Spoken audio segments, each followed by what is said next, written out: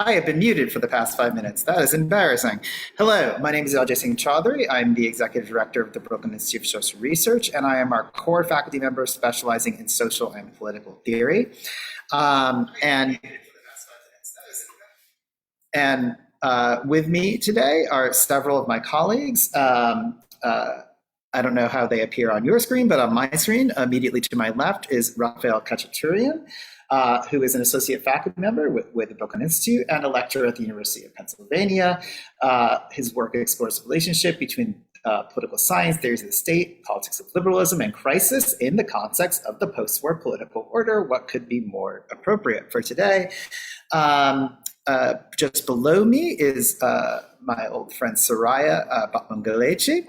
Soraya is an associate professor for the study of modern Iran at the University of Oslo and a faculty at large at the Brooklyn Institute who teaches on, I would say, sociology, anthropology, Central Asian, Iran affairs in general. Is that fair, Soraya?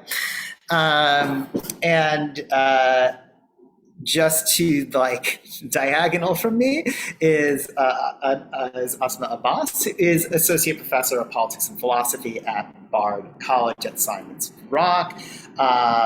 And she specializes in politics, aesthetics, poetics, ethics, and post-disciplinarity, and particularly questions around politics and ethics, politics, aesthetics, and imperialism, and capitalism, and colonies, and all that jazz. Oh, sorry, full professor. I was reading a dated bio. Mazel tov, by the way. And I should say a few things before we get started about this event. And first of all, thank you all who are tuning in to this. We did think it was very important to do an event like this at this time for, I think, probably a host of obvious and a host of less obvious reasons. There will be some time, hopefully, for some Q&A. So if you do have things that you want to ask or questions to pose and things like that, put them in the chat box in the Facebook stream, and that should get transmitted over here. We have a little system.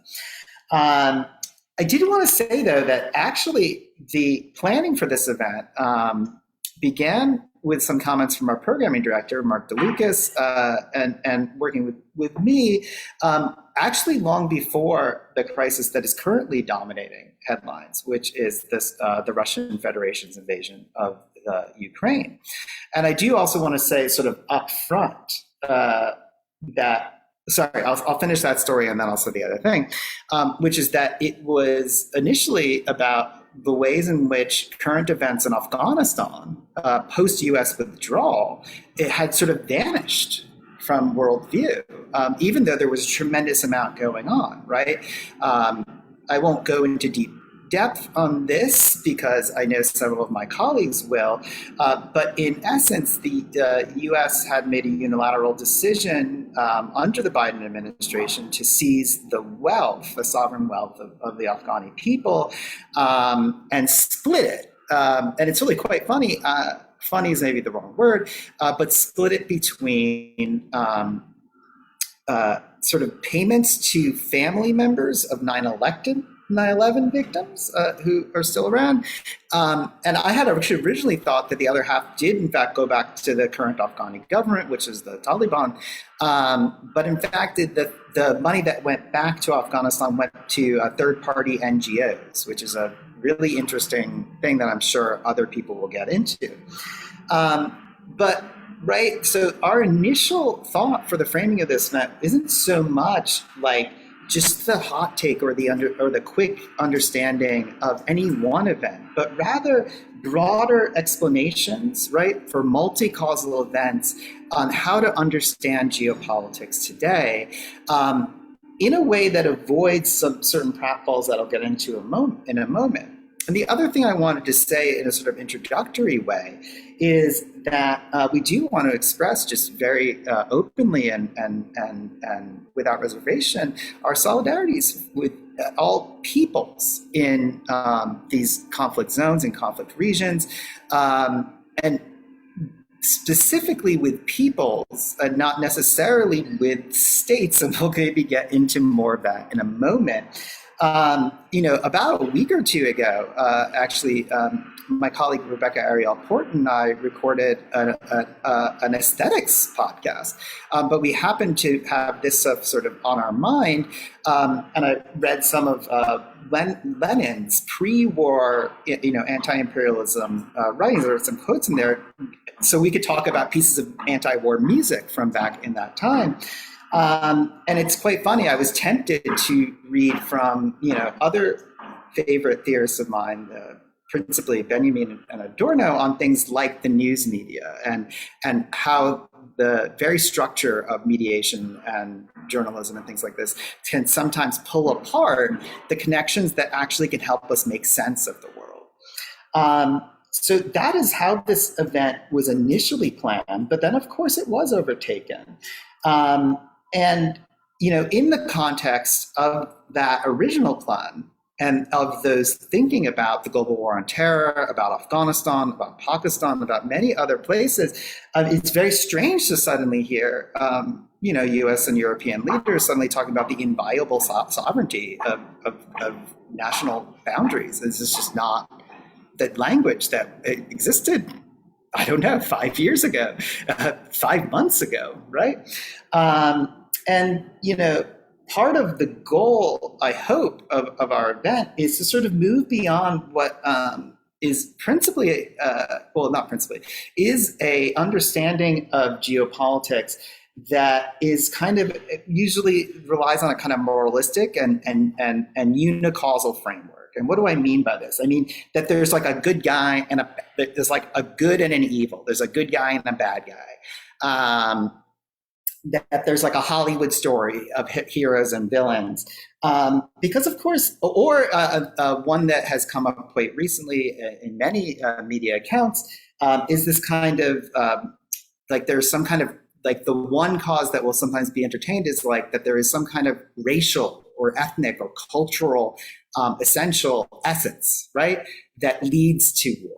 Right. So very recently, there have been many articles and commentaries on the Russian national spirit. And for those who are my age and remember things maybe a little bit older, you remember a version of this for the quote unquote Arab mind, or for the Iranian mind, or for, you can just go down the list, right? Almost always listed as a kind of casus belli. They only understand X. Which is not to try to absolve, right? These kinds of explanations and getting into things like multi-causal analysis, like the global capital, like domestic audiences and political strategies, like energy markets, like refugee, who counts as a refugee, who counts as a migrant, who is allowed. These are not apologetics for any particular national policy, but rather they are the building blocks of how we can make any sense, any understanding that we can grasp of what's happening in these multiple sites of crisis around the world. Initially, we had actually had a South America expert also who was going to speak on events happening there as well. There's a lot happening in the world. Certain things get presented and certain things don't, which brings me to a second question that I hope we'll be able to at least talk about or return to, which is one of the media and what forces structure the media, particularly here in the United States and more broadly in the developed global north, or overdeveloped global north, as my friends in ecological economics like to say. And it's really interesting, not only in terms that I would call maybe microphenomena, which is the whitening, orientalizing of certain populations or of words and languages. So just use a really concrete example, in the Second Gulf War, no attempt, this maybe seems trivial, but it's really interesting to me as a sort of scholar, no attempt was ever made to really speak Arabic words on American television, but suddenly everyone speaks Ukrainian, even for words that have a long legacy in the English language, right? This is very interesting to me because overnight, if I look a year ago into discourses, Ukrainians were often depicted as sort of Slavic Easterners, different than the sort of good, white Westerners, and then something changed. Right. And you do have these phenomenon of certain kinds of whitened, Christianized populations being able to cross borders. And then, of course, African peoples, Muslim peoples, Asian peoples, so on. Asian broadly read, East and Central being sort of cast as sort of secondary or even tertiary citizens, if even that word it counts, in these kinds of things. So you have these kinds of micro phenomena, but you also have sort of macro phenomena in the media, right? There's this almost, I do this whenever there, especially at times like this when there's a lot of news going on. I always like to check in not only with my like sort of scholarly sources and my trusted, go-tos and things like this, but I like to turn on the regular, boring cable news. Read the Times, read the Post, read the things that are the most common newspapers. See what is CNN and MSNBC and Fox are talking about, and the level of bloodlust and sort of like weird. Sort of game theoretical arguments about like thermonuclear warfare are sort of shocking to the point that even a Western, very center-oriented Western liberal leaders will be like, can you guys tone it down a notch? We really don't want to start a nuclear war, so please stop doing that. And you've had this from the Biden administration, who I'm no fan of. I've written on that in depth. I think they have always been basically a sort of a spin on a sort of liberal authoritarianism. I never bought the sort of end of neoliberalism under Biden. But more importantly, right, you do have Biden officials, you have old Obama officials literally talking directly to the news media, being like, cool it, guys, you've like gone a little far. So there's like something there that is explicable. There's the old saw, right? 90% of the world is explicable by vulgar Marxism. But there's another 10% in there that is very interesting and that I think is at play in part here. And then you also get, for example, phenomenon like, again, 20, 30 years ago, when I was first studying political theory, someone like Mersheimer, right, who has been in the news more than I would expect, actually, was basically presented as a sort of respectable conservative. This was the boring, classic national security theory, sort of style theory of the American Cold War. Held up as respectable, non-idealistic, et cetera, et cetera. And now sort of you have, because he is engaging in causal analysis, is being treated like a sort of like a thought criminal, right? Some kind of traitor, which to me is fascinating. So even the most sort of banal American classic national security realism is then recast as a kind of weird, kind of anti-imperialist, which Mersheimer is not, right? Kind of rhetoric. And then there's these related questions, right? How can the war draw down? I know this morning, for example, it's very hard to keep up the war in Eastern Europe, for example. There's like talks of 15-point plans, things like this. There's pressure on China, right, to sort of pick a side as opposed to the most logical thing, which is that it's likely that states like China and Turkey and others that are sort of in this liminal in-between space are able to play a kind of ramp down sort of under our auspices, let's negotiate a end to that crisis. Again, Afghanistan, basically, like if we're using this as a pair comparison, no one really cares that the Afghani people, I mean, I'm trying to not be too blunt, but no one cares that they are starving and facing drought. This seems to be immaterial. There's also related questions on, people who know me personally know I study a lot about climate politics and climate policy. This is almost like the perfect missed opportunity for an energy transition and broader climate transitions more, in a greater context. It also shows the limitations of where we have been. So, for example, the German energy transition, much praised across the world, is actually a quite modest policy, and to cut further would require massive structural change that they are unwilling to engage in. And it's also a little bit of smoke and mirrors because, of course, as we now thunderously know, and most energy sort of people who study energy had been talking about this for years, it's all powered on Russian gas. So it's like, oh, look, we're all clean, yay, yay, yay. But actually we're importing, whatever it is, say 60, 70% of our energy needs from Russia. And then finally, these sort of two questions, like what does imperialism mean today? We held a whole teach-in last year on imperialism and anti-imperialism. There was a wonderful article from The Phenomenal World that we had read called Dollar and Empire about the way in which the US still plays a sort of global hegemonic role, but very different than it had in the post-World War II era, which is that principally the Fed, principally the American banking system, you saw this come up in recent crises about both the sovereign wealth transfers and this sort of like cutting off from the financial system, that principally the two sort of pillars of this are the Fed and the military. And in fact, like the White House and Congress are sort of tertiary at best. They're sort of adjuncts to the bank attached to the world's bank, not the World Bank, but the world's bank that is also, enforced and projected and protected through U.S. military power. And the last sort of question I'll raise as a framing one before I hand it over to my colleague Rafael, who's going to, I think, take us deeper into the Ukraine and Russia, is what does it mean to talk about foreign policy from the left? This is always a hot question. And I want to frame this very specifically in the post-Soviet era. Regardless of how one feels about the Soviet Union, it did create a certain kind of space, particularly for then other positions to arise. So like without the Soviet US sort of geopolitical competition, you don't get the sort of Tito-Nehru non-aligned movement, right? And these spaces for decolonizing countries to sort of say, we have ideas, we have a power base, we have leverage. What does it mean to talk about a foreign policy from the West, particularly in the global North, where there is no left power?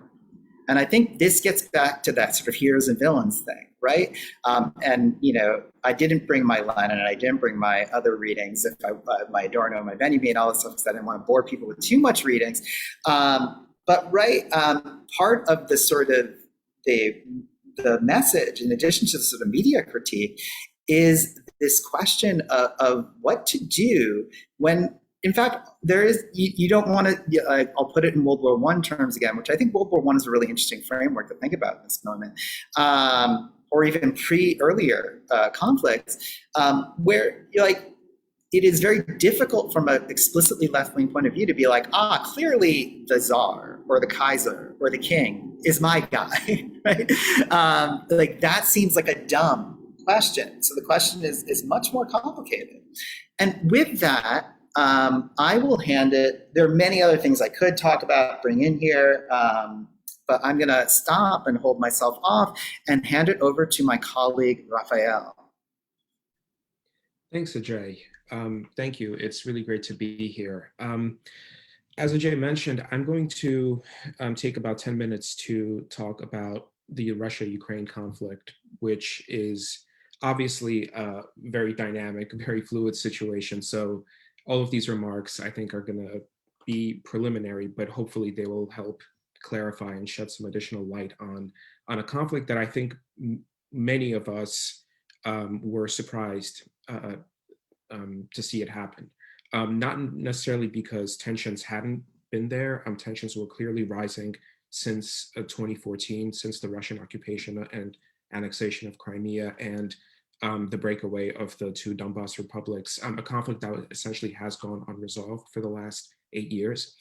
But nevertheless, I think especially in the early first week of the Russian invasion and offensive, many of us were still quite surprised at the magnitude of the attack, and actually were trying to think through what the end game for Russia could be, since clearly they were not interested in simply occupying or bolstering up the breakaway regions in Ukraine as a way of kind of preventing Ukraine from entering NATO, but clearly there was a broader mission here, one that I think it's still somewhat unclear as to what it is. But I'm not a military strategy specialist, so I will leave that to the side.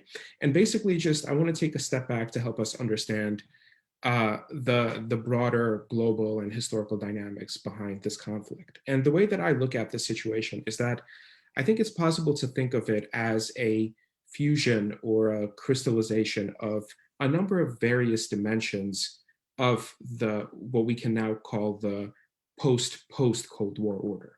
So if the post Cold War order is something that we can roughly periodize from 1991 or 1989 to roughly maybe 2011, 2001 or maybe 2008.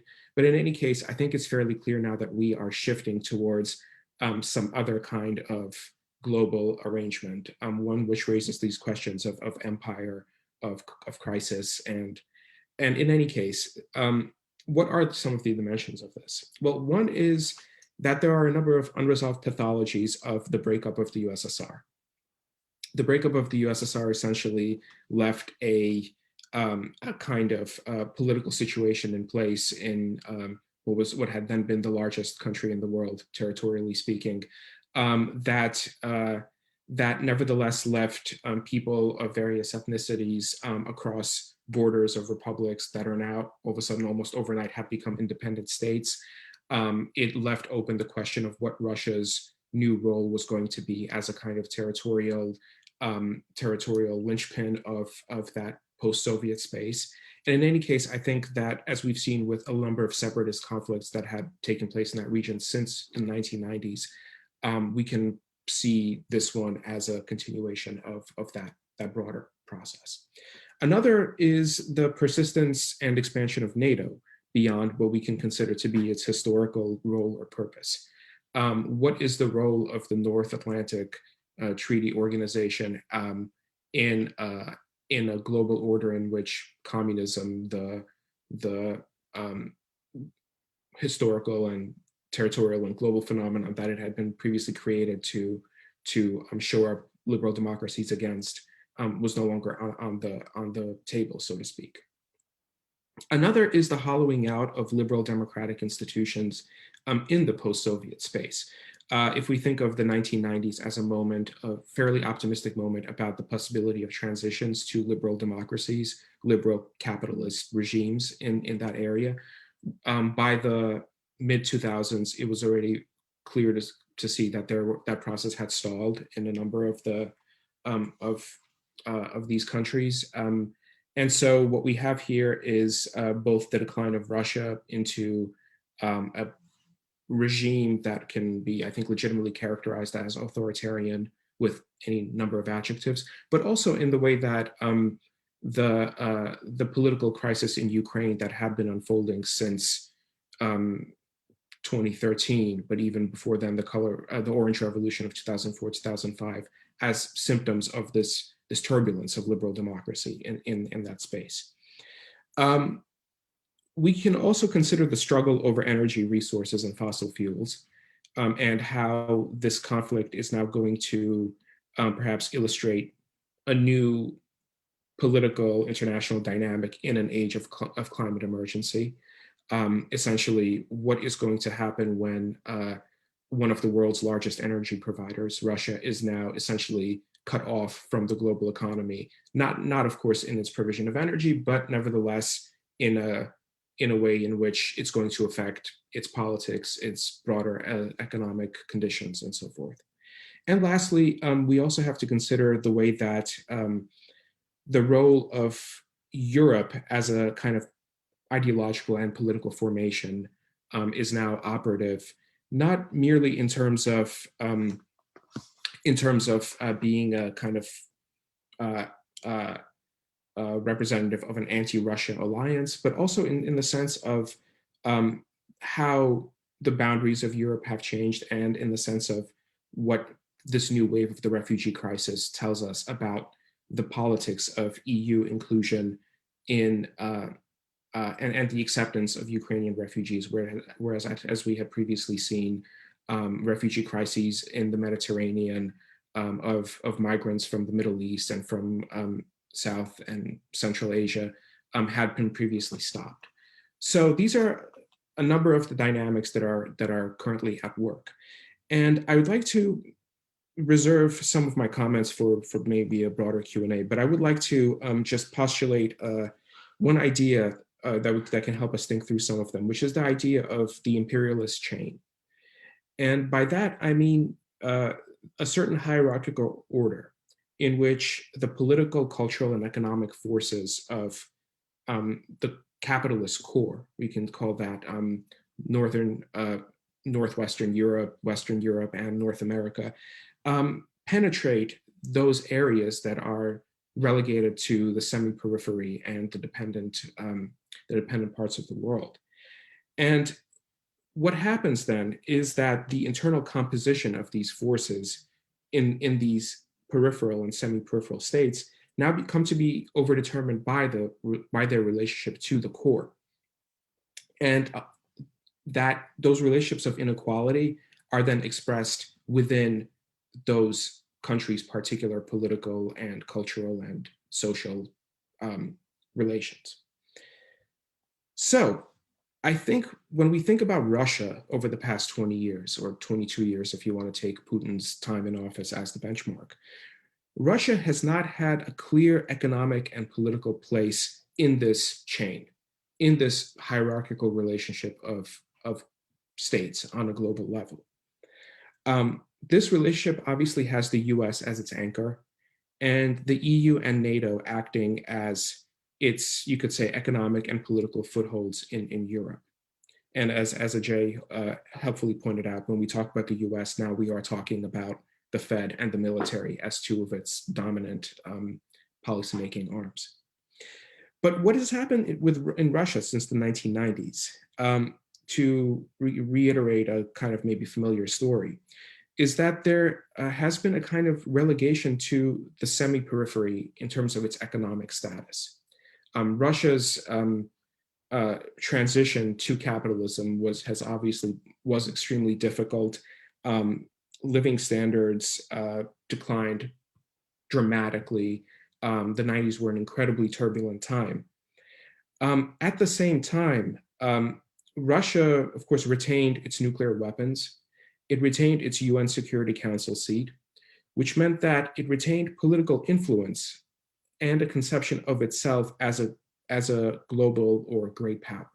One that was wounded, perhaps, but nevertheless one that felt like it, in terms of its international mindset, deserved a seat at the table. At the same time, there was this process of uneven economic development, as I said, decline in the standards of living, and at the same time, that moment in the 90s and early 2000s, as it happened when Russia was at its most turbulent and weakest domestically, was also its moment of closest alignment with the West in that period of post-Cold War euphoria that we can call Pax Americana. At the same time, you had a kind of situation in which there was an underdevelopment of manufacturing and finance. There was a heavily dependence on energy revenues, especially with regard to Central Europe. So when, after the Putin regime came into power and started to gradually consolidate itself by the mid-2000s, that heavy dependence on energy revenues continued, and it became kind of the crutch on which the regime relied on in order to grow the economy, to promote some kind of social welfare, which in contrast to the 1990s was, of course, received very positively by the population. And this also then raises for us this question of, well, what is the Putin regime today, and what could have motivated it to undertake the kind of adventure of incursion into Ukraine? One that perhaps takes us beyond, as Ajay said, simplistic understandings of either Putin as acting completely irrationally and at the same time as acting completely reactively in relation to provocation by the West. So I think it's fair to consider the regime as a electoral authoritarian, perhaps, or maybe a conservative statist regime. One that, as I said, relied heavily on energy revenues and also on the kind of selective neoliberalization of its economy that allowed it to maintain and raise the baseline quality of life in urban areas, creating the rise of new middle classes, new white collar professionals, and Putin at the same time gradually imposing control on elites that were essentially could have acted as rent seekers to profit off of the energy resources of the country, the revenues. We can talk a little bit more down the line about what that political arrangement looks like, but I want to just maybe end with a brief reflection on the ideology that could have also motivated this undertaking. Gradually, if we can consider the last 10 years or so, really from the protests in Bologna Square in 2011, 2012 to now, that the regime has taken an increasingly conservative turn in terms of its ideology, to the point where now what is being promoted is a kind of conservative statism and a cultural conservatism that is incredibly repressive and punitive towards any form of gender and sexual politics that does not conform to the culturally conservative understanding of the family, any form of social deviance, any form of leftism with leftist movements going back to 2011, but even with Alexei Navalny's movements of the last 2 years being completely repressed and crushed, and a kind of turn towards what we can say as an emphasis on the ethnic and linguistic unity of the Russian people. In Russian, there's a difference, lexical difference between Ruski and Российский, where Ruski means ethnically Russian and culturally Russian, whereas Российский means a kind of civic nationalism related to being a citizen of the Russian Federation. But gradually the regime, as colleagues like Ilya Matveyev have pointed out, gradually the regime has shifted towards the more ethnic emphasis of peoplehood, to the point now that there is a way in which that ideology is mobilized to reclaim the traditional sphere of influence of which Ukraine is considered to be a kind of essential component of that history and of that peoplehood. And lastly, anti-fascism and anti-Nazism, of course, figure very largely in Russian history as a kind of moment of great national patriotism. So when we think of Putin calling for the denazification of Ukraine, that is both a kind of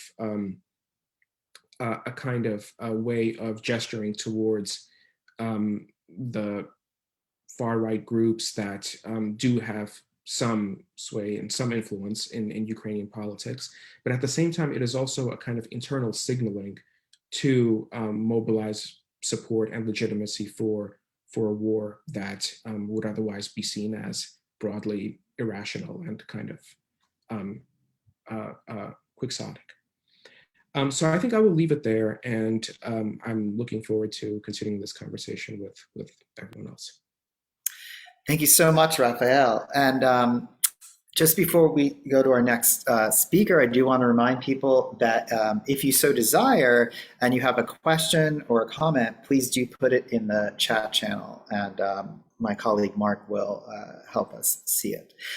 So with that, I'm going to hand it over to Soraya.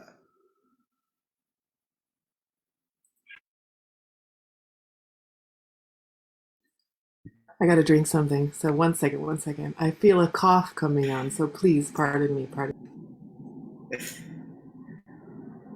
I also say that Soraya is again joining us from Oslo, so there's a touch of a connection thing, and also I believe her daughter is sleeping, so it's a touch of having to be quiet.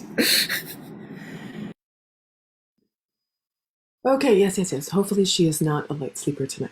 Thank you, Ajay, for inviting me, and also to Mark for organizing this. And hi, Rafael, and hi, Asma. It's nice to see you, and Rafael, nice to meet you. I haven't met you before.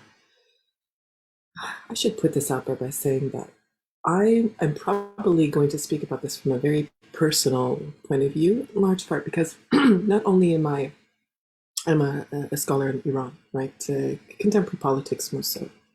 But it is such a strange thing when August 31st took place to be Hamzaban. For those of you who know Persian, it's like to be of the same language as a lot of Afghani people, and to feel as if you felt as if your brother or sister had been taken from you. And I felt that so personally, right? I just couldn't sleep for weeks. And of course, among the Iranian community, there are many attempts to sort of get Afghan sisters and brothers out and stuff. And so it's like to feel that and then wake up in January and read the news that the Taliban are in Oslo and that the certainly European and American representatives had met in Oslo to discuss with the Taliban about sort of not necessarily changing their ways, but trying to figure them out a little bit more, how they would do governance, and speaking about the necessity of having an inclusive government and sort of trying to drill that into the quote unquote brains of the Taliban. And the Taliban left with sort of not an understanding of what their version of what the sort of Europeans and Americans' version of inclusive government was, and also to read reports of women who were part of certain opposition groups in Afghanistan sort of assert their claims, which is just wonderful. But at the same time, it just sounded like some kind of pageantry that was taking place, right? Because we all knew Taliban is going to go back to Afghanistan and do what they have to do and continue to have their ministry of prevention of vice and so on and so forth, and removal of certain Afghani women activists. So just such a strange time in which we live. Having said that, I thought that I would take the next 10 minutes or so to reflect on history, because I hate to say that this was meant to happen. I always hate to say that, but it's like if you look at the history of foreign intervention in Afghanistan, and you see what the British did in the 19th century, what the Americans have done more recently, and the Soviets sort of in between, sandwiched in between, it's like they've all made these attempts to form, style, intervene in Afghanistan's affairs in the very beginning and be very gung-ho about it, try to create these particular kinds of institutions. In the case of the British, it was trying to create a kind of centralized state and so on and so forth, and collect taxes, remove sort of the power of certain clerics and qazi or judges, but then have to retreat because they haven't taken into account local forces, right? They don't have the patience, haven't taken and there's popular opinion pretty much back home, diminishes their project or their value, and so they start using the talk of, oh, we have to let Afghanis do it their way, right? And so if you look at history in these, I'll talk to you about 4 interventions, 2 of which are Anglo, right? Where this almost the same kind of ill-advised intervention and policies that follow, it's just the same. It's just a repeat of history. So I say that not as a person who is a historian of Afghanistan.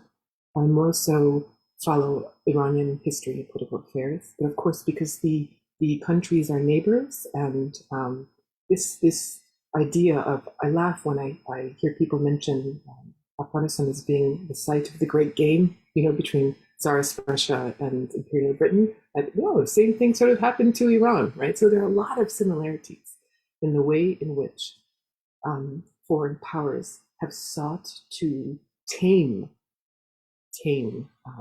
people in this region. So where are we now?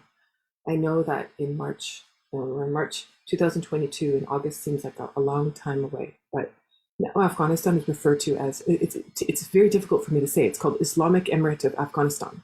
It's probably similar to how certain Iranians felt way back when, calling it Islamic Republic of Iran, but just now it's referred to as the Islamic Emirate of Afghanistan. And For those of you who are not familiar with the past 180 so years of Afghan history, I think I might have to go back a little bit into it, right? I think it's just necessary to talk about how, even though I'm mentioning these kinds of interventions, I don't want to convey this idea that Afghanistan has always been a country of chaos or not sort of defending itself against foreign intervention.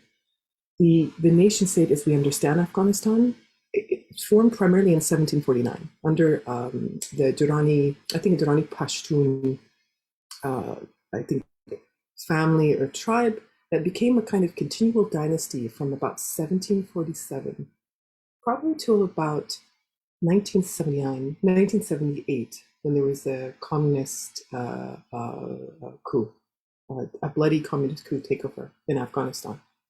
And the way in which we all know that Afghanistan is strategically located is like this strategic zone of influence, whereby the Pakistanis and the Iranians and the Russians, and also the British and the Saudis have tried to sort of curry favor or found favor or formed alliances. For the Iranians, that is their neighbor, during, how do I say this? I mean, there's a lot to be said about Iran and Afghanistan, but let me go back to the British. The British around the time of the 19th century are looking at Afghanistan as a kind of bulwark against sort of Russian expansionism. You guys hear me? And are trying to find a way to sort of protect their interests in India, right? So much of the invasions that took place in the 1830s, the two invasions that took place, try to sort of protect their trade routes, market, so on and so forth, right, in India.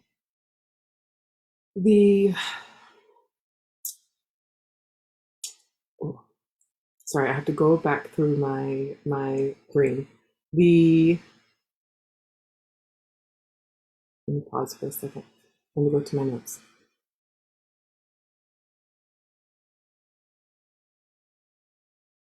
Oh, yes. The Soviets, we all know, Soviets looked at Afghanistan as part of Soviets and the Americans as part of their Cold War struggle. So around the time when the Americans formed ties with Pakistan in 1954, Afghanistan turns more to the USSR. Additionally, the Saudis, when they looked at Afghanistan, it was also a kind of site for them to promote a particular form of their Salafi Islam, and to create madrasas that sort of promoted these particular kinds of particular kind of ideology or way of life. But also it was also to sort of provide a kind of buffer against Iranian influence among the Shia in Afghanistan, right? And also the Saudis, as well as the Iranians, were providing sort of military funding to the Afghani opposition and stuff, but through Pakistan, okay? So here already we see Afghanistan, and Pakistan would then align itself with whoever backed Islamabad. So in this very broad explanation, you have Soviet, Pakistani, previously Tsarist Russia, British and American interests all intervening in this one space. So I'd like to go back to these 4 foreign interventions, okay? And talk about how each of them tried to remake Afghanistan in their own image, but then eventually each of them left with their tail in between their legs, and again making these statements that, okay, we'll let Afghans do things their own way. They have their own traditions, their own form of governance. So over the past 180 years or so, there have been 4 direct interventions, but using 3 different reasons for these interventions. The first one has to do with 2 Anglo Wars. So the first Anglo War took place in 1839 to 1842, and then the second one took place 1878 to 1880. There was a third one that was after that, was only 1 year. And as I've mentioned, the British saw Afghanistan as a bulwark of defense, again, of Greater India against possible threats of Russian expansion. The Soviets were trying to protect, with this political coup that took place in 1978, they were trying to protect an alliance that they had among this particular party that was leaning towards the USSR. And the government at the time was failing, and they didn't want to appear weak by not protecting them, so they intervened on Christmas Day, as you know, and stayed there for about a decade, but really they were there for about 7 years and spent about $50 billion. And then we know the American-led invasion, and we know this attempt at nation building to topple, well, first to topple the Taliban regime because the Taliban were providing bases for Al-Qaeda and so on and so forth. And then the attempts of the Americans to start nation building and put in a free market economy and to put in quote unquote democratic institutions, training and so forth. But what were the policies in actuality of the British and the Soviets? And what happened following these particular policies? Well, broadly said, the policies they took that they made, they really just were ill-prepared for the insurgencies that followed. And they all went from a kind of direct support to then an indirect support after public opinion sort of soured, because they also couldn't maintain the kind of factionalism that they participated in fomenting, right? They couldn't contain it, so to speak. And for all of them, they had to redefine the benchmarks of progress or success in the countries that they were trying to take over. So the British in the 1830s, so 1839 to 1842, after their intervention, what they tried to do is they tried to modernize the Afghan nation state. Okay, they made this modernization a top priority. They tried to reorganize it administratively, financially. They attempt to centralize the state, create the state in a particular way so that there can be a collection of taxes and so on and so forth. They tried to make it more efficient, whatever that meant. But at the same time, they didn't trust the particular forms of government. They didn't trust the clerics and the qazis. They viewed them as corrupt. And so they then sought to replace them with their own rulers and their own personnel to make sure that there was a kind of reform in the Afghan government. So Afghanis complained about this and said that, number one, the British are enriching grain merchants, that they're making tribal chiefs destitute, they're starving the poor. And so by the second time that there's the Anglo-Afghan War, the British don't get involved in domestic affairs, right? But they still have this long-term goal of taking certain parts of Afghanistan and sort of molding it or incorporating it into the Indian Raj. Okay, the Soviets in 1978 to 1989, when they invade Afghanistan to support this failing socialist regime, it's eerie what they have done in certain cities in Ukraine, right? They restructured the government in Kabul. They put in the security services. They go in and they reinstate an exiled leader of this factional group called Parcham, and they make sure that their own representatives are in all Afghans' ministries. Okay, but eventually they get out because they become frustrated by the factionalism among some of these socialist parties. Okay. And then we know what the Americans have done, right? So, needless to say, the end of this it seems so very much like history repeating itself, okay? And it seems so very much like the same kind of tropes, the same kind of explanations for leaving the country have found themselves, we're uttering them ourselves, right? We're hearing them on the media. So it's like, I don't know what reflections to have other than this is just a very eerie time, in which we are, it seems like we are constantly going to be repaying for the sins of these interventions, of these foreign interventions that for whatever reason will never ever be thought through. That's what I have to say.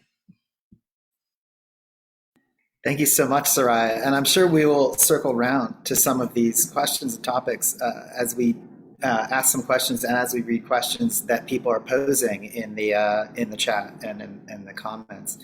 I want to turn things over for our last initial sort of presentation from Asma Abbas. So Asma, please take it away. And thank you again, Soraya. Thank you, Rafael, Ajay, and Soraya. I don't come as an expert to this, but of course, as Soraya began, just like one finds their way, right, like through what's happening in the world. And I think I'm just going to maybe lay out a few points of entry in my thinking the last few weeks and how I've been able to connect a few things together. Thanks as always, Ajay, and Mark for framing this so capaciously, and of course, we are able to talk to each other because we agree on fundamental sort of things. Like there is like a language we share, and it's a blessing in these times. And so, I want to begin with sort of the topic of the panel, Perpetual Crisis, and thinking a little bit about like how crisis has I have cohabited with the word crisis in the past couple of years, and thanks to others, friends and co-warriors. I mean, this actually came up in a conversation this morning with my friend Colin Eubank, that of course the question of crisis, as we've been thinking it, right, through the pandemic, is this issue of the resurgence of fascism, right, like generally alongside this question of like the pandemic, right? That there's like these twin crises that shape sort of our lives, have been over the past couple of years, right? They have had this dual flavor, and why those flavors sort of mix or don't mix is because in some ways they bring up the question of what is happening with the nation state in some ways, right? Like at what point does the pandemic sort of throw up a certain sort of its hands, right? Or enables us to think outside of the realm of the state as arbiter of being, well-being, that sort of like a narrow sort of biopolitical role that it's always sort of had. And at the same time, it's kind of its ability to dig its heels deeper, and this kind of like that, as Rafael brought up, this form of grasping for these sort of other origins and ethnic certainties, kind of even prior to the question of nation, right? Like even prior to nationhood, the question of peoplehood, right? Like something that sort of feels primal in some ways. So actually for me, like maybe because I've been sort of in this path thinking that perhaps the pandemic was going to be like perhaps as Arendt would say, like a moment of not prejudice, but judgment, right? Like something that doesn't connect us just to the past, but to the future, that perhaps like some of our categories would become more open than Soraya's sort of lament that we are repeating history, right? Like that the history is just always there, and we are like, kind of in this cycle. And so perhaps naively, I have hoped that we might be able to kind of get sort of find new categories, or be able to look from the pandemic outward to see exactly what has changed about the world system, what have we learned about particular institutions, and where one can be empowered to think a little bit differently. And for me, both the particular way that the Afghan government, or the sort of, I've been sort of in my gallows humor joking about how friends of ours have stolen the heart of darkness, like the new mode of colonization is you just steal the heart of darkness and run away with it, right? Like this particular way that it's no longer like part of what's happening in Afghanistan, right? Is that like deep, the saviors also, right, in a new way, just like they'll no longer need to go down the Congo River. They can just kind of put their feet on, they kind of settle on the tarmac and run with what they have, and abandon, the people they were supposed to be working with right there. And so with both that kind of way that the question of the nation state came into question there, like what exactly is the role that the Taliban is left to fulfill?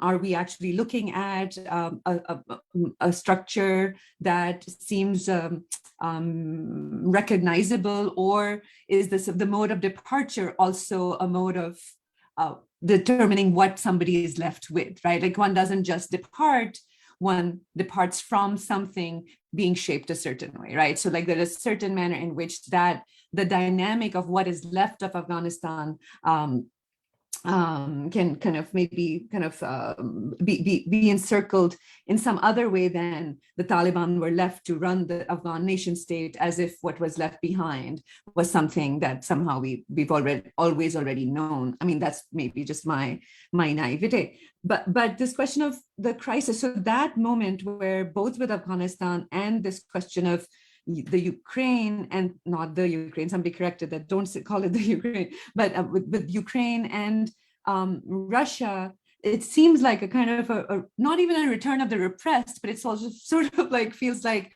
as you were saying, Ajay, like a particular mode of, like nuclear war conversation, like these kind of the glibness with which one can speak about geopolitics once again, right? Like seems like it's getting a second lease of life, right? Where somehow these categories might have been in a little bit of question, a little bit of a quandary, right? Waiting for something to be reformed or reformulated from the ruins of something, but there's something about the nature of the declared crisis now, where again you have alliances, and then I will speak briefly about non-alignment as well, like that a picture of the world that seems to be from before, right, and may make us think that something is being repeated again, but it is sort of a kind of a return that's not of the repressed. It's something that has been, like, it looks like a return, but it is something new, right? Like that, and I think that's something I kind of from Marx, I learned constantly that, yes, of course, repetitions don't feel, they may feel like repetitions, but something, in the reenactment of a past, like as we see in Russia, like the kind of literally the dawning of certain, costumes and a particular like charm for the Orthodox Church, or kind of this anti-Catholic moment, or these particular, Ukraine being the center of this new orthodoxy, like could there be something that feels for Marx like a return? I mean, as Rafael said, like to a conservative statism, but also to a prior mode of thinking of the state, right? Which might seem kind of not fitting with what we know to be the nation states. Anyway, so one is this question of crisis and the post-crisis. So if the pandemic as this weird moment where some of these political categories, at least for me, were a little bit like jelly. I feel like these particular things thrown out to us now, like we're talking in ways that we have spoken before, but also seem really distant. I've shown students Atomic Cafe and they're like, oh, it's surreal. Like they don't know about the Cold War. There's a whole ways in which a return of an aesthetic that has been present before. Which brings me to the second question of this false equation, right? This particular way in which we're falling into certain kind of traps led by warmongers quite often, right? In terms of, and those who are able to talk glibly about nuclear warfare, or like with like countries as sort of the games of war, that there is something about the fact that that maybe I want to propose that when characters change, the story is also changing, that perhaps we start to think a little bit like maybe an openness to what is this a presaging of, rather than what is it an outcome of. Like that always helps me as a student, right? Like really think about like in what times of history are things premonition for something to come. And I think, again, turning back to Arendt just for a second, when I hear her constantly say that like when she like says that, no, it was actually all the things that were done to refugees and all that was happening with displacement that actually led like kind of allowed for a particular way of the violation or destruction of humanity to happen, that it could not have happened without the things that sort of were premonitions, but we didn't see them as such. And that's something, it's like, sorry about the, but no, I mean, it is something, she is healing in many different ways, even if in a kind of naive attachment to her. It does help me make space where there isn't any, right? Like where she says the brute force of war and violence like will not let us say anything but like, oh, history this is history all over again, or we're confronted with this. How does one move through time? And on that note, this question of non-alignment, I remember reading this article in The Guardian, which actually did say that, look, this reminds us of the non-aligned sort of moment of Bandung in Accra, and I've been teaching that in another class.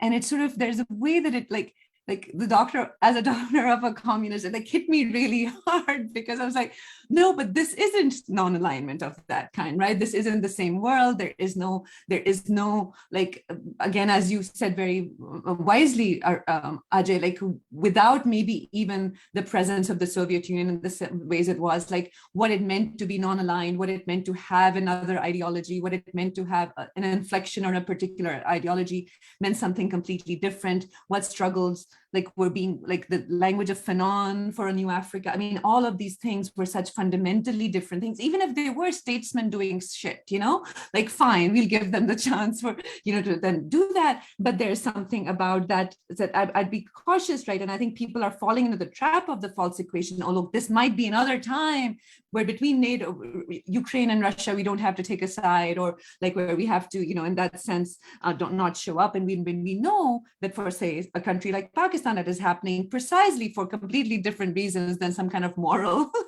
like non-alignment or a political independence or autonomy being asserted, because it's certainly, the world is very different than that before. So I would just say that the characters are changing. Like we don't want to give into a kind of costume fitting idea that somehow these people who are enacting, because what it does is violate actually what we did value about a time before. Even when things went badly, like perhaps, like I refuse to give over to the idea that somehow like the Soviet Union produced all national problems, or the Soviet Union was the cause of like every way of thinking about ethno-nationalism, and that because they tried to curb this or not, because that seems so ahistoric. It seems so completely, again, it's an anachronistic reading of nation. It is an anachronistic reading of nation state.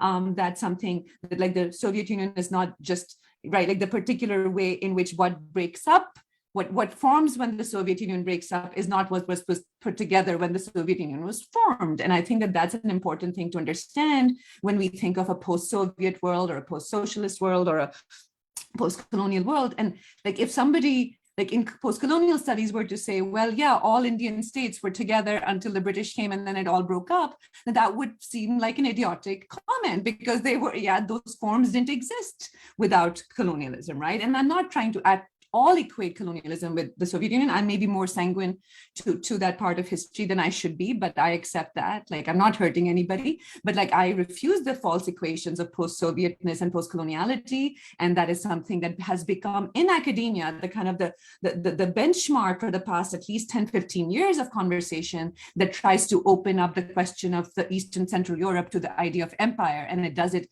extremely sloppily, but there's no way to engage it without in some way saying, oh, let me pause and acknowledge what you might think about these things, but there might be certain differences. And it's really hard to come off as not an apologist for the Soviet Union, but I think there's more complexity there in terms of what was happening with nation and whatnot. Anyway, so that's the false equation question. Finally, is this the very kind of everyday, the living, the question of geopolitics and how to talk about it, that was both framed by Rafael and Ajay and Soraya, by beginning personally, as you did, Soraya, that perhaps like one thing that I feel we have like kind of given up with relish is a way of talking about internal and external politics, despite all our knowledges, being able to still kind of do this Bernard Crick like kind of trick that always like that there's an external shell and then there's an interior of the state that is the people and then everything else. And I'm not saying it's a very banal observation, but I would say that even like with all due respect, even Carl Schmitt has more nuance for all his shit, like there's a lot of nuance in what the state is, what is the exhaustive state, what state pretends to exhaust all of life, and I think there's a way to read him against himself. And I think that there's something when IR people and those of us who engage in the discourse on geopolitics and sovereignty come at it from that place, then willy-nilly we miss what's happening inside. Willy-nilly we say, oh, America can not support Bashar, Hafiz, whatever, the Syrian guy, and then still be able to, right, like not care about its people. And I think that the fact that we also, as academics, as experts, kind of bifurcate that question is, I think, entirely our fault, and nobody's making us do that, right? If somebody can talk about imperialism without talking about what's happening inside these countries that are extremely awful, regardless of being pushed by imperial powers to do certain things, I think, like, I don't know what is the tomorrow where we might address those things, right? So I don't think we have enough excuse to say that internal and external politics are somehow different, and the geopolitics does not require looking at things like not in this sort of chessboard or like risk, like playing risk kind of thing. And this is where I just want to invoke Jenny Atkins, this kind of actually a critical IR theorist who speaks about missing. There's a beautiful big book called Missing Persons in Politics, where really kind of connecting her back to Arendt and being able to say, like, how would we talk about these things if the people actually mattered, right? Regardless of saying, well, everyone's so welcoming to white Ukrainians, so like this is racist Europe. Like, I think, yeah, I mean, I'd like them to be welcome. Like, I'm not trying to take away from anybody, but I wonder if our discourse can also progress from that point where we're constantly showing, right, like, oh, look how badly the refugees dealt with here versus there, when we know that actually displacement and the particular ways both Ukrainians and Afghanis are in different ways have been taken for a ride. They're being taken for a ride now. Again, if people are more forgiving to their Molotov cocktails, good for them. Like, I'm not, like, again, but there's something to be said for not missing, right, the people, for our conversations about geopolitics. And I think finally brings me to Edward Said, this sort of way of thinking about the West. I know somebody from when I was in Eastern Europe, like there was a diplomat who posts things, and I appreciate like getting another side of the world. And like he literally posted 2 days ago on the 12th that something about how Ukraine wanted to be part of the West and look at what we are doing to their desire to be one of us, right? So the particular way in which the production of not only Ukraine as white, but as a new West, as the West, even as a phrase being used in like without qualification and without being a modifier, like seems like a really weird, creepy thing, as Soraya was talking about.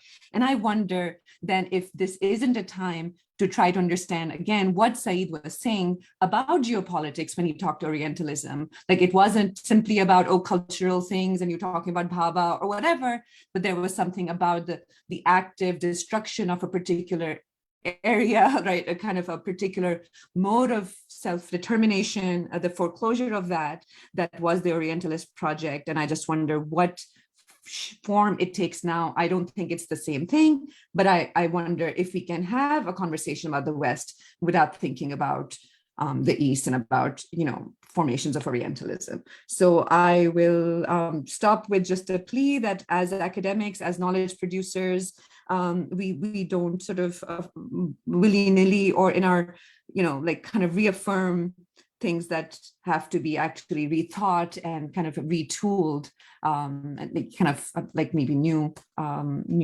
structures of thinking, new judgments in the name of Arendt. So thank you. Thank you, Asma. And several questions here and several from viewers of the stream, but I also wanted to give Soraya wanted to do just a quick correction on one of her comments. It's not a correction, it's a clarification, because I'm very yes. aware that there are perhaps not many folks who know Iranian history so well. When I said the Islamic Emirates of Afghanistan, and so, saying that was a little bit hard, and it's very similar to how perhaps Iranians felt saying Islamic Republic of Iran. It's no diss to Islam or anything like that. It has to do with the fact that in the history of Iran, especially in 1979, there is this idea of an Islamic Republic that was sort of put forward, not even Islamic Republic, but there was a national referendum that took place in March 1979, talking about do Iranians accept an Islamic Republic? And at the time, Iranians had no idea what that meant. They just didn't want the Pahlavi regime beforehand. So for my mention of Islamic Emirate of Afghanistan was to note that we don't know what is going to happen on the ground, right? Right now, the IEA is sort of a theoretical, it hovers in the theoretical, and it's sort of, with time, we'll find out more about the Taliban's, this new Taliban's version of governance. Thank you, Soraya. I'm going to pose a few questions and then probably start synthesizing some of the questions that are coming over. And I will just say, right, when Asma was speaking, I was in our little chat channel. I was like, so much Iran, not because everything Iran is bad, but I think some of the flattening that Asma was referring to, ironically, is today done often in the name of Iran, right? There will be a good and evil. There will be a true and false, and there are the people who fight on the side of truth. This is the reception of that kind of thing, and it is probably deeply reductive. But it actually brings me to a lot of syntheses that draw us back, to some of our other, shared reference points. You mentioned Marx and others, right? Because, there is this sort of general question of, I'm trying to make like triple connections here, so I hope people will forgive me, but of this kind of glibness that I think Asma mentioned, right? Glibness about nuclear warfare, glibness about war in general, glibness about Afghanistan, right? As a sort of like, as Soraya said, like a recurring theater of war, not to sort of do, I think, any Nietzschean sort of eternal return of the same, but more something that I know is very close to Rafael's, a sort of 18th Brumaire, first time tragedy, second time farce, I don't know, third time really farce, like third time carnival. It's extremely confusing. But right, that these are also connected to this weird tiered, I love the way that Rafael characterized this, and I have written on this, and several of us have, this kind of like tiered, like empire didn't go away, but it has changed over the years quite a lot. And this kind of idea of a tiered, like there's like caste and class tiers within countries, and then there's like caste and class tiers within of countries themselves, and then there is this sort of hovering over it, this sort of specter, not to be too Marx rhetorically, of global capital.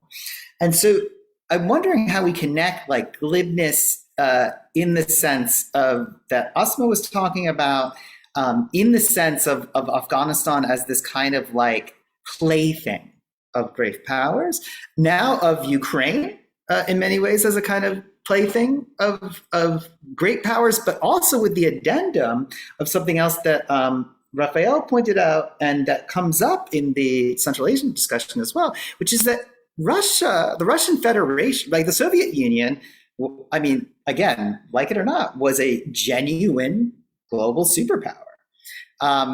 Russia, the United States, even if its power is waning in some ways, is still a global hegemon, right? In a sort of formal definition of sort of like political and economic imperialism, even updated for the 21st century, right? It is the dollar, right, that is traded, right? That is the world's reserve-backed currency. The US dominates all these things. It has challengers, but ironically, Russia is not principal amongst, for all this sort of column space for Russia. Russia is kind of, except for its legacy of the nuclear arsenal from the Soviet Union, it is much closer to like a Turkey or a Mexico, like it is, or a Brazil, right? It is a sort of second tier in this sort of global order. So I am wondering how we can unpack those different kinds of glibness with this sort of papered over reality of sort of Russia's somewhat decreased status as a global power, and the way in which the US is sort of able to, I guess, cloak its own sort of, especially right now, I'll get into media, I think, in a moment, its own position as global hegemon, right? The US says what goes, and pretty much the only powers that are able to say otherwise are either these sort of regional hegemons like Russia or emerging ones like China, right? So I don't know if anyone wants to take on that ultra broad question, but or address any bit of it, but I will throw it to you all to respond.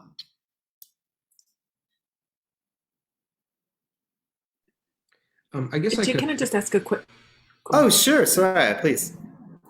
I'm just going to ask you a question because it seems like, I mean, I'm right now in Norway, and it doesn't seem from the press and from what I'm reading, just in Europe, that there's a particular that Russia has turned into a kind of Turkey. Or even I speak to Yes, I believe that is the European Iran, perspective. Yeah. Yeah. Oh, so you're saying from the American perspective that Yes. Russia has sort of been degraded into, okay. No. I'm so sorry. I was saying the opposite. That in the US media, Russia is often sort of conflated with the Soviet Union, very bizarrely. As Rafael laid out very carefully, Russia is not just a capitalist state, it's sort of like an ultra-capitalist state, with like sort of weird. Well, why would you expect any more from the American media? I just don't. I wouldn't. Well, I do believe that for many people watching, we have to unpack like this what and why from the American media. Okay. But I will say that European policy, like EU policy, one of the reasons I always say US, EU, and then usually add Japan in there for shits and giggles. Policy is so aligned, does still kind of align around this idea of Russia as a particularly as like a looming threat. Although I will say, and again, this is great continuity that no one really talks about, right? In the Trump years, people were very hepped up on Trump's ramping up of geopolitical tensions with China, in particular, the People's Republic of China. And actually, Joe Biden has increased largely those pressures, not rhetorically, but in policy. And in fact, the Chinese keep on entreating both Europe and the United States to sort of sit down, let's have a talk, we can join our international development things, we can join our climate initiatives. And both Europeans and Americans are saying, no, we'd rather not do that, to different degrees. Different parts of Europe, Northern and Southern Europe, have very different responses to those things. And that's complicated. Sorry, but Sir Rafael, sorry, you were going to go. I was just going to add a couple of thoughts, picking up basically off your synthesis just now. And I think it has to do with this question of how do we understand Russia's self-perception in this, global order that for a long time was a unipolar order, or at least, for the duration of the 1990s. And how do we then understand the notion of imperialism here? And yes, what do we mean by, imperialism of NATO versus imperialism of Russia? And can there be something as competing imperialisms? And I think it's absolutely the case that there can be. But we have to, I think, qualify that with an important distinction between the kind of soft power imperialism of the global order represented by the United States, by the European Union, by NATO, by the kind of Northern Atlantic or Atlantic powers, and more specific imperialist practices that we can consider Russia to be undertaken or to have undertaken over the course of really like from the 1990s, when we consider them responding to and adjusting to the dynamics that were then taking place within that unipolar order. So what we can kind of, put on the table here is that obviously the intervention, this war, this invasion is in some ways a continuation of Russia's destructive war in Chechnya, both the war of 1994 and 1996, and then the war of 1999, where they essentially left Chechnya, all of its major cities leveled. The invasion of Georgia in 2008 as a kind of allegedly peacekeeping mission in South Ossetia and Abkhazia, and then the annexation of Crimea, and then the intervention in Syria. And we can also then consider the Syrian civil war as this proxy war for global imperialist powers. And them trying to exercise relative influence in the strategic Middle East. But when putting all of that on the table, something that we have to kind of keep in mind is that Russia's aggression could also be a sign of weakness and desperation and relative weakness, in the sense that we know, in terms of militarily, perhaps Russia could be considered, I think, the second or third or fourth strongest military. It is a nuclear power, but in terms of GDP, in terms of its economic status, it pales in comparison to much of Western Europe, to the United States, obviously, to China. And so Tony Wood, in his book, Russia Without Putin, which is a really excellent analysis of the Putin regime, kind of makes this argument that Russian aggression has to be understood as adjustment to a kind of unipolar global order. And what we can kind of think of with this latest series of events is perhaps a kind of early anticipation of a shift towards a multipolar order, while at the same time kind of miscalculating that and underestimating the degree of coherence that the West could have formed very quickly in terms of creating these sanctions, in terms of essentially crippling the Russian economy. So perhaps I want to put on the table the possibility that they could have seen the writing on the wall, in the sense of the United States no longer being interested in playing that kind of central role of a unipolar world order. But we're not quite there yet. The dollar is still the global reserve currency. The United States still exerts tremendous influence pretty much all over the world. And so, so where this leaves us is a kind of situation in which we have to, I think, move beyond a kind of cynical realism that simply treats the notion of a sphere of influences as something that great powers do, and we have to be okay with that, which would be an understanding of letting Russia have Ukraine, or letting the United States have Latin America, and so forth. And I think maybe this segues into the later conversation about what the role of a kind of progressive internationalist left can be in that context. But we have to, I think, put on the table the idea that there are imperialist motivations, both on the part of Russia and also in response to a larger kind of structural context of a global imperialist order that was essentially in place up through the 1990s and into the early 2000s. Thank you so much, Rafael. Does anyone else want to take up this sort of question of glibness? Thank you, Soraya. I actually wanted to ask Rafael a question. Oh, please. Right, because if that's okay. One thing I actually wanted to say. Of course, it's okay. In class, I had to talk about this sort of sanction regimes that have been sort of applied in Iran for decades now, and it was a very strange thing to say that now Iran is the second most sanctioned country in the world behind Russia. Just to utter that sentence seemed very peculiar, right? But Rafael, could you actually, I've been thinking about this, when Bashar al-Assad was talking about the invasion in Ukraine, he was telling Putin that it was the correction of this post-Cold War order, right? Had you heard about that? Bashar al-Assad's response to the invasion? I'm sorry, whose response? Bashar al-Assad. Oh. He had said that it was a correction to the post-Cold War order, and I wondered what specialists on Russia had thought about this, because from the media I have been reading, that is American media, there's a lot that has been focusing on Putin's sort of psychology and the loss of certain territories, or feeling as if there was a great injustice done to Russia by loss of certain territories, right? Or even just by the breakdown of the USSR. And so I wondered if I just wanted to hear a response of those who are experts on this idea of sort of reclaiming what was rightfully theirs. If there's anything to be said about it.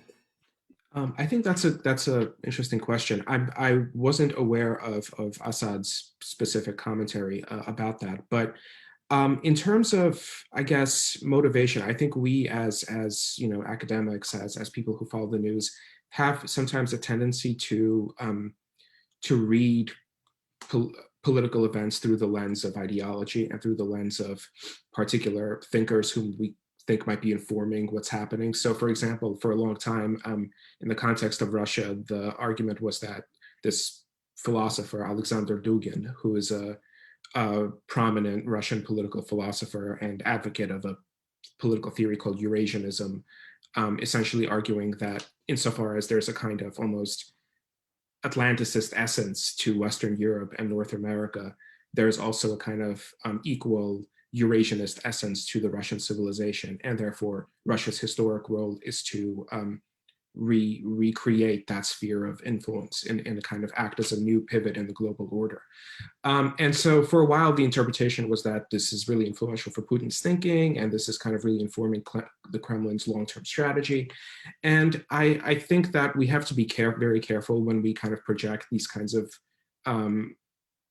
very developed theories and motives onto what I think are much more kind of historically and temporally and strategically kind of circumscribed actions. So I think almost in the sense of previous Russian, analogous Russian wars, Chechnya, Georgia, Crimea, Syria, I think in every case it was a kind of adjustment to particular circumstances related to the protection of a sphere of influence, of a kind of economic and political certain domain.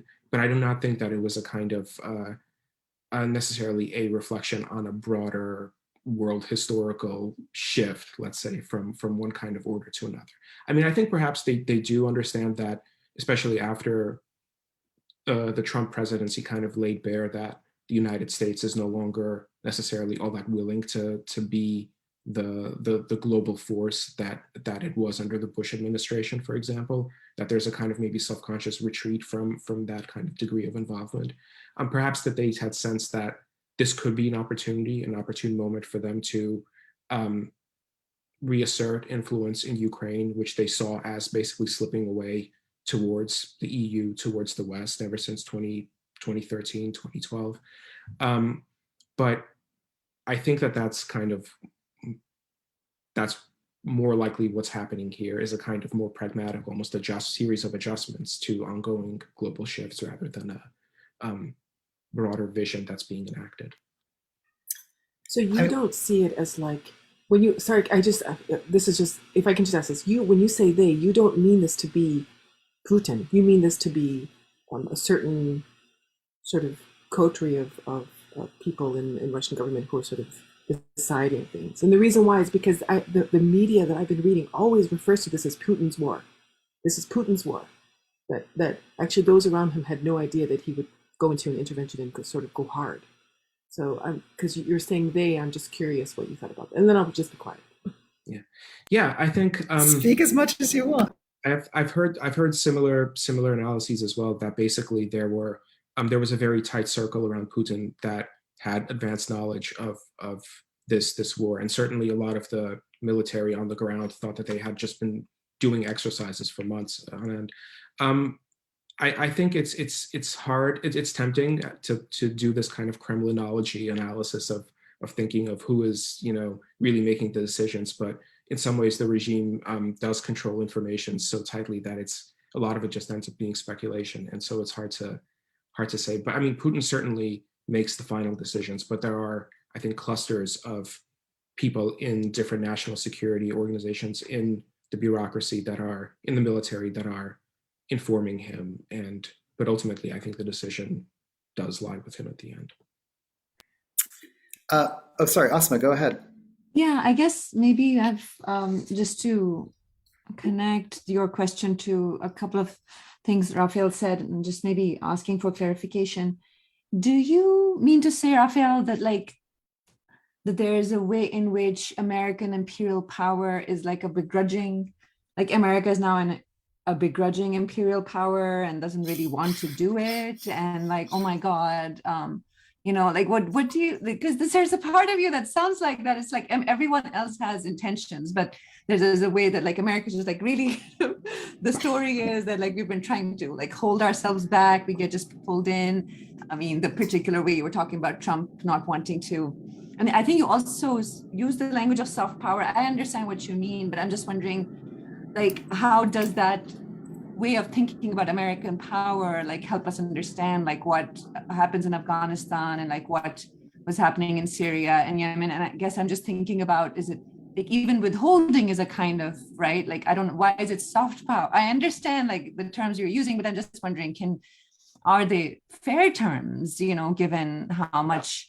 influence there is? And I think that glibness, my sense would be from what Ajay was also asking, is if there is some sort of hand wringing that sort of that America is like too much blood on its mouth to kind of give up on blood, and so I'm just wondering if there's a way in which that the glibness or the particular restoration of a particular discourse on war and power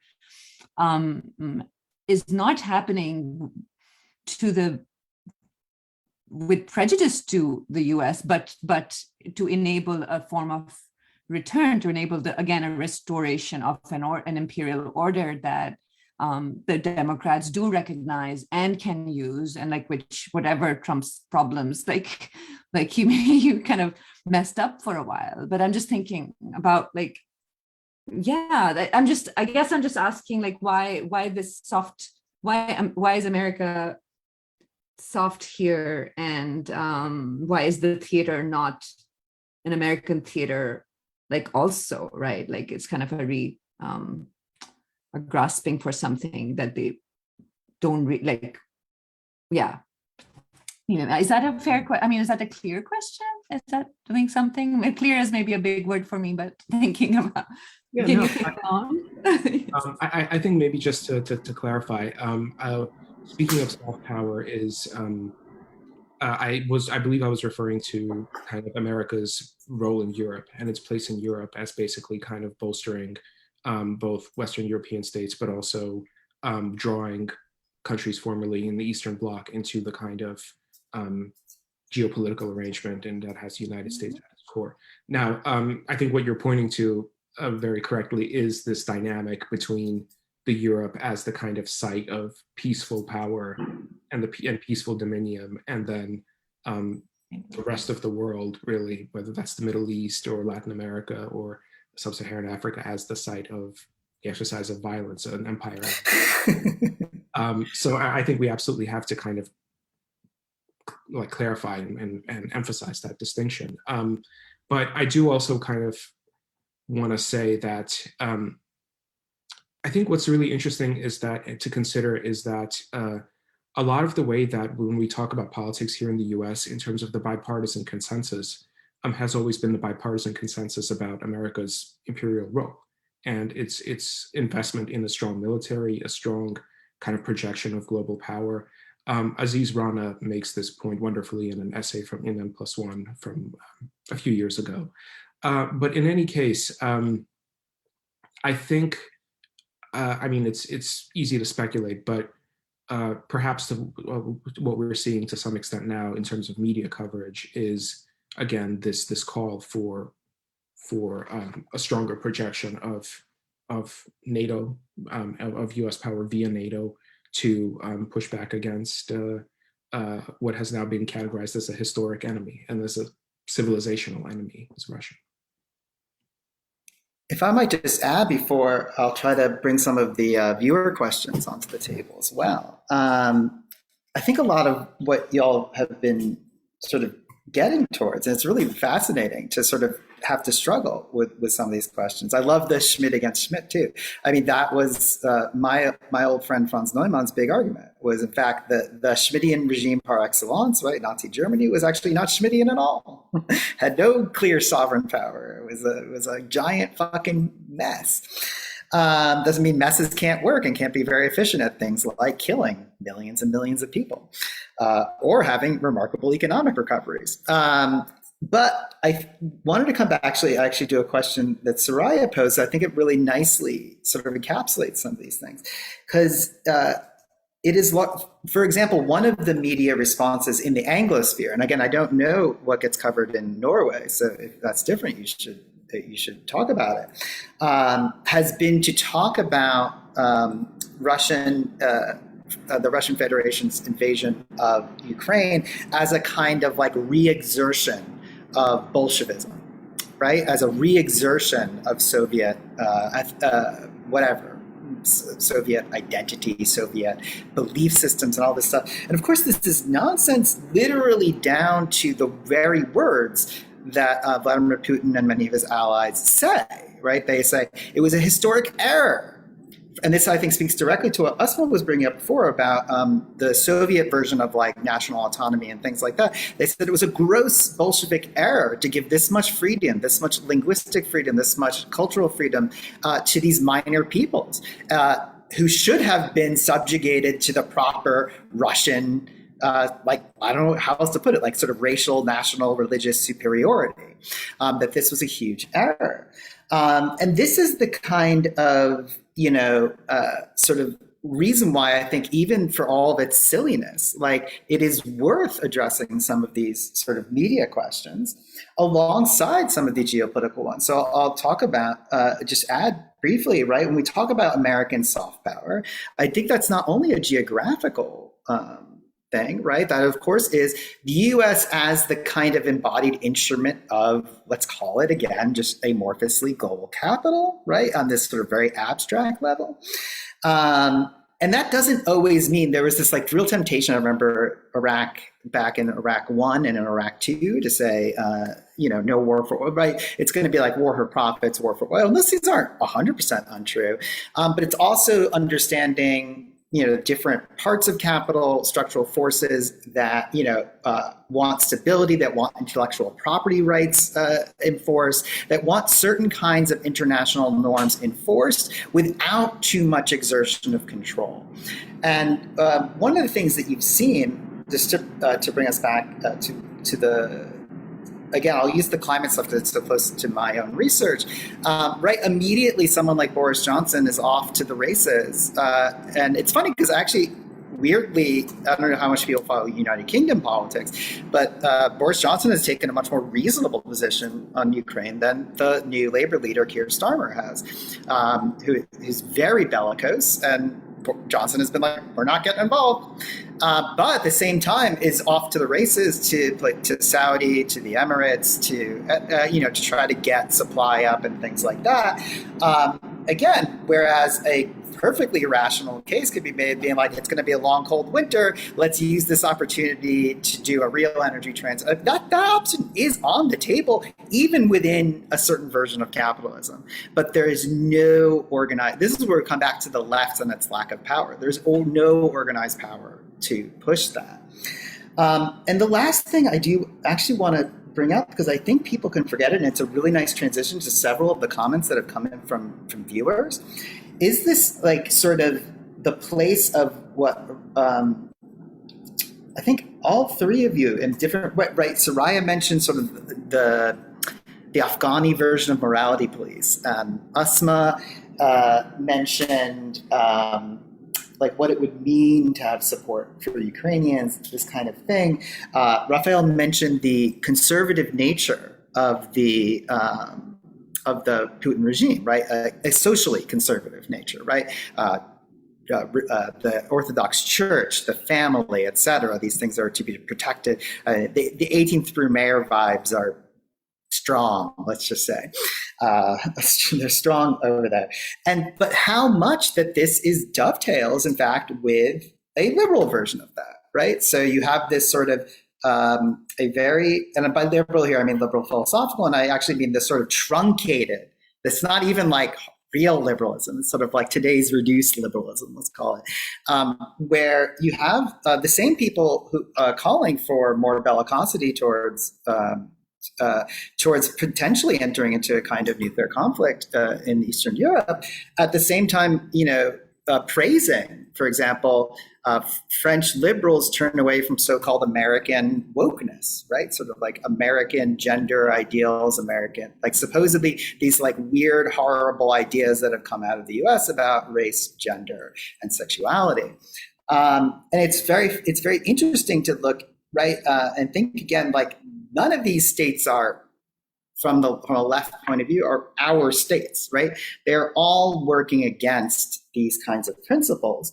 And that, I think, is a really wonderful way to understand just how much these sort of ideologies and real power are working. I'm not going to go into my whole cavalcade about American hard power, which, if you are interested, just watch last year's anti-imperialism teach-in. But like, yes, right there. There's no country with more military presence in the world. Soraya was just pointing out that Iran is the second most sanctioned country, has not engaged in a foreign war in 200 or 300, 400 years. How many years, Soraya? Okay, but that's not fair. Yeah, that's it's fair compared to the United States. It's 100% fair compared to the United States. Oh, okay, but there are certain paramilitary organizations and certain groups in Syria, in Yemen. Oh, absolutely, yeah. I don't know if I would. But my point being that long before, in fact, the Syrian war or the war in Yemen, the last Iranian even paramilitary intervention would have been in South America, if I recall correctly. And what we are now talking... No, Quds forces were already... The Quds, so the elite forces... The Revolutionary Guards in English. Lebanon. Yeah. Yes, sorry. No, absolutely. But again, we have... I want to put things in... Both Soraya and I was going to actually make another joke. Soraya and I both went to the same grad program in ancient times. And when we originally a Middle Eastern Studies and South Asian Studies department, and then they added Africa because it dissolved Africa as its own study. And the joke I made, I don't know if Soraya remembers this, is we're the Department of Places you're allowed to fight wars. The Department of Places that wars are supposed to happen. And I think some people found that funny and some people did not. But it does speak to me to this point, which is that, right, Iran is the second most sanctioned country in the world now after Russia. We can get into the personal dimensions of that. Sanctions are not this kind, again, almost like the no-fly zone, almost like the nuclear war. The quote-unquote diplomatic thing of sanctions is not like a nothing turn either. What I was going to turn to, though, Soraya, and I agree with you about like Iranian regional hegemony. Iran wants regional hegemony. Saudi wants regional hegemony. Turkey wants regional hegemony. They all intervene in other people's affairs. Of course, this happens all the time.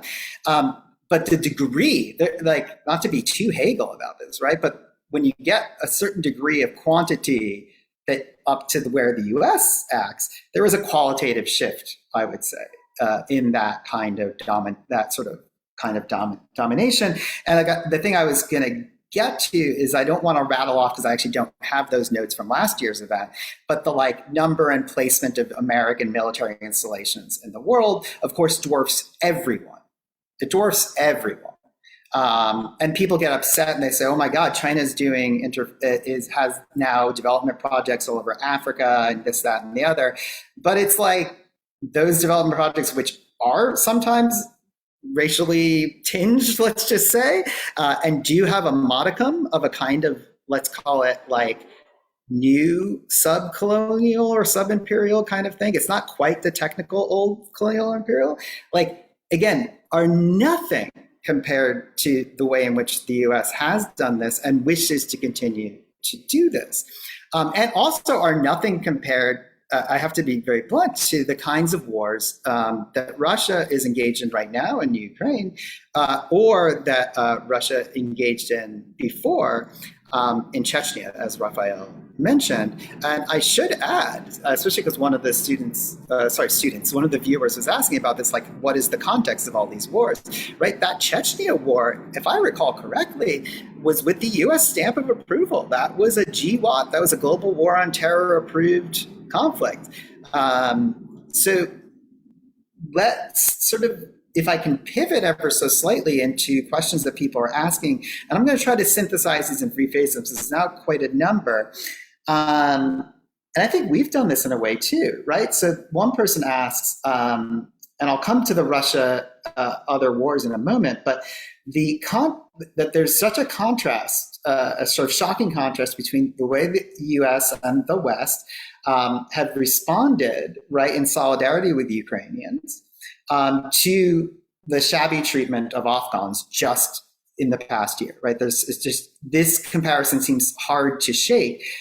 Is this simply, the viewer asks, like, reducible to racism? Or like, what else can we say about this? And I throw it to you all.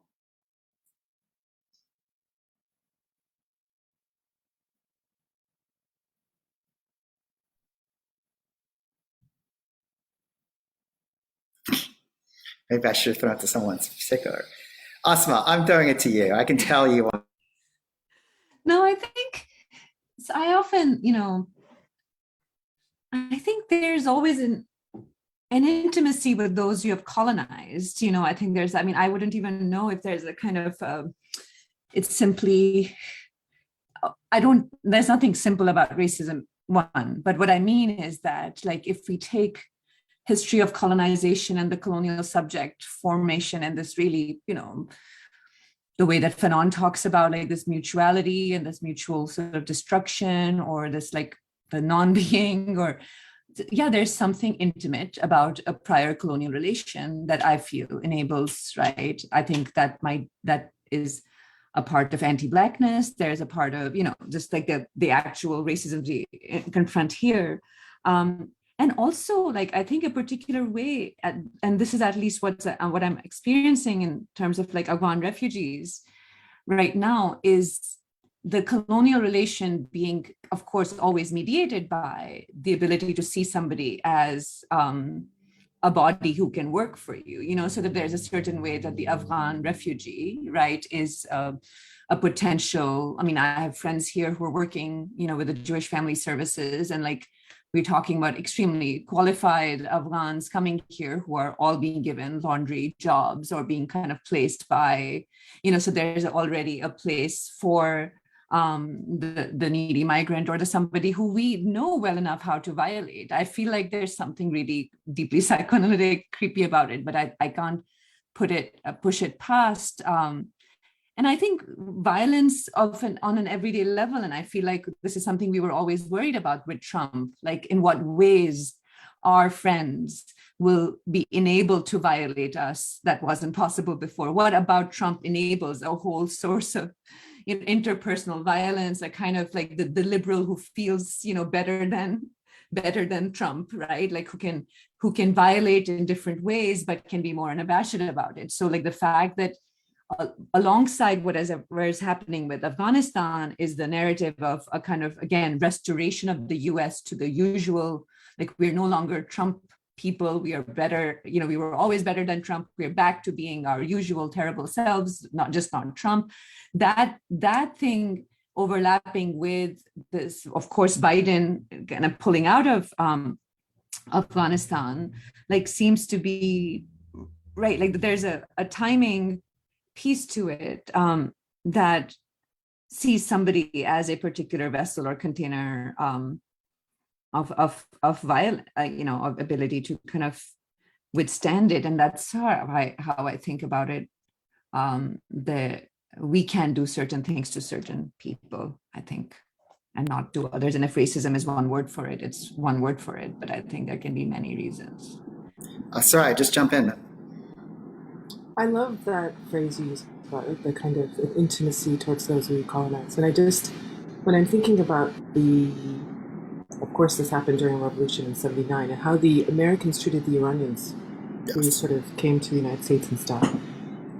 It seemed more of welcoming them because those who were able to come came from a particular class, and also higher class, and also represented a particular kind of modernized Westernized lifestyle that they have become more like us, right? And so you don't hear the same kind of stuff, you don't hear that kind of rhetoric speaking about the Afghani refugees. It's more like we trained them, we built them up, right? And this is what happened, and we have to help them. And I just think of, '79. They didn't say that kind of stuff because Iranians had money. So I don't know if it's just down to race. But a lot of it has to do with class. It's just kind of shared. They have a kind of shared. We know that whatever they had, we stole, right? They have nothing, I mean, they're like doctors I love here who talk about, oh, you won't even, like, we're looking at 70 refugees a week and you wouldn't even believe what we have to see, And I'm told that as a Pakistani woman who, you know what I mean? It's like, what do you think I'm thinking of when you say that to me, right? Like, I'm the one you cleaned up, or like who cleaned up well for you. But yes, that's what they're thinking. Yes, that's what they're thinking. Rafael, looks like you wanted to jump in. I did want to jump in, and I think that this question of acceptance of migrants also needs to be looked at from the other angle as to what exactly European identity means in the context of who is considered to be acceptable or not. And there are, I guess, two ways to look at it. One is this question of, well, what is the relationship of Russia to the West or to Europe? Is Russia the other of the West? Has Russia been occupied? Does Russia occupy this kind of liminal ideological role within that formation? And we don't have to go back to the 19th century Westernizers versus Slavophiles. Yes, precisely. Think about this. We can look at just really the last 30 years since the dissolution of the Soviet Union to see that there were, I think, genuine expectations in the 1990s and in the early 2000s that Russia would join the community of Western European or European states in terms of its economic and cultural and political ties. And at the same time, there was also the countervailing force to that was, I think, the reticence of some of the states that were accepted into NATO, formerly communist states like Poland, like Hungary, like Slovakia, to not actually have Russia also be a part of that community. So I think that could be another explanation for the gradual drift of Russia towards this kind of more insular conservative nationalism that I think is really guiding the Putin regime now. But that's just one thing to put on the table. The other thing is about how the current conflict actually reinforces the vision of the European project itself as a fundamentally peaceful project, as a kind of space of what we can call a peaceful dominium, thinking of the way that Jessica White in her book Morals of the Market uses this term to describe the way that the neoliberals of the post-war years understood dominium as a regime of a transnational regime of private property rights, of fairly free capital flows, of a single currency, basically all of the things that kind of make up the basis of the European Union project today.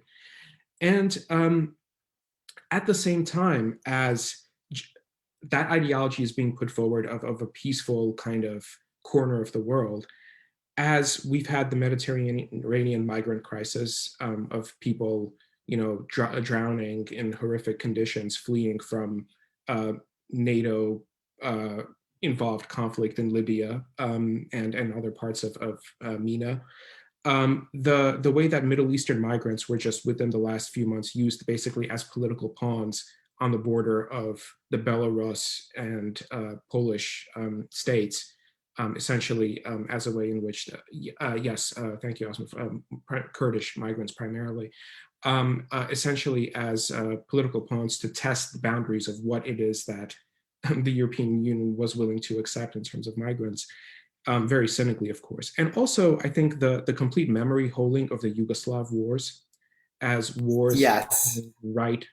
I mean, how much more European than the Balkans can you get in some ways? And just the complete forgetting that that was an incredibly violent conflict that happened in Europe during the 1990s, which was considered to be, of course, this time of peace and prosperity. And the last thing I want to add to that is this idea of then,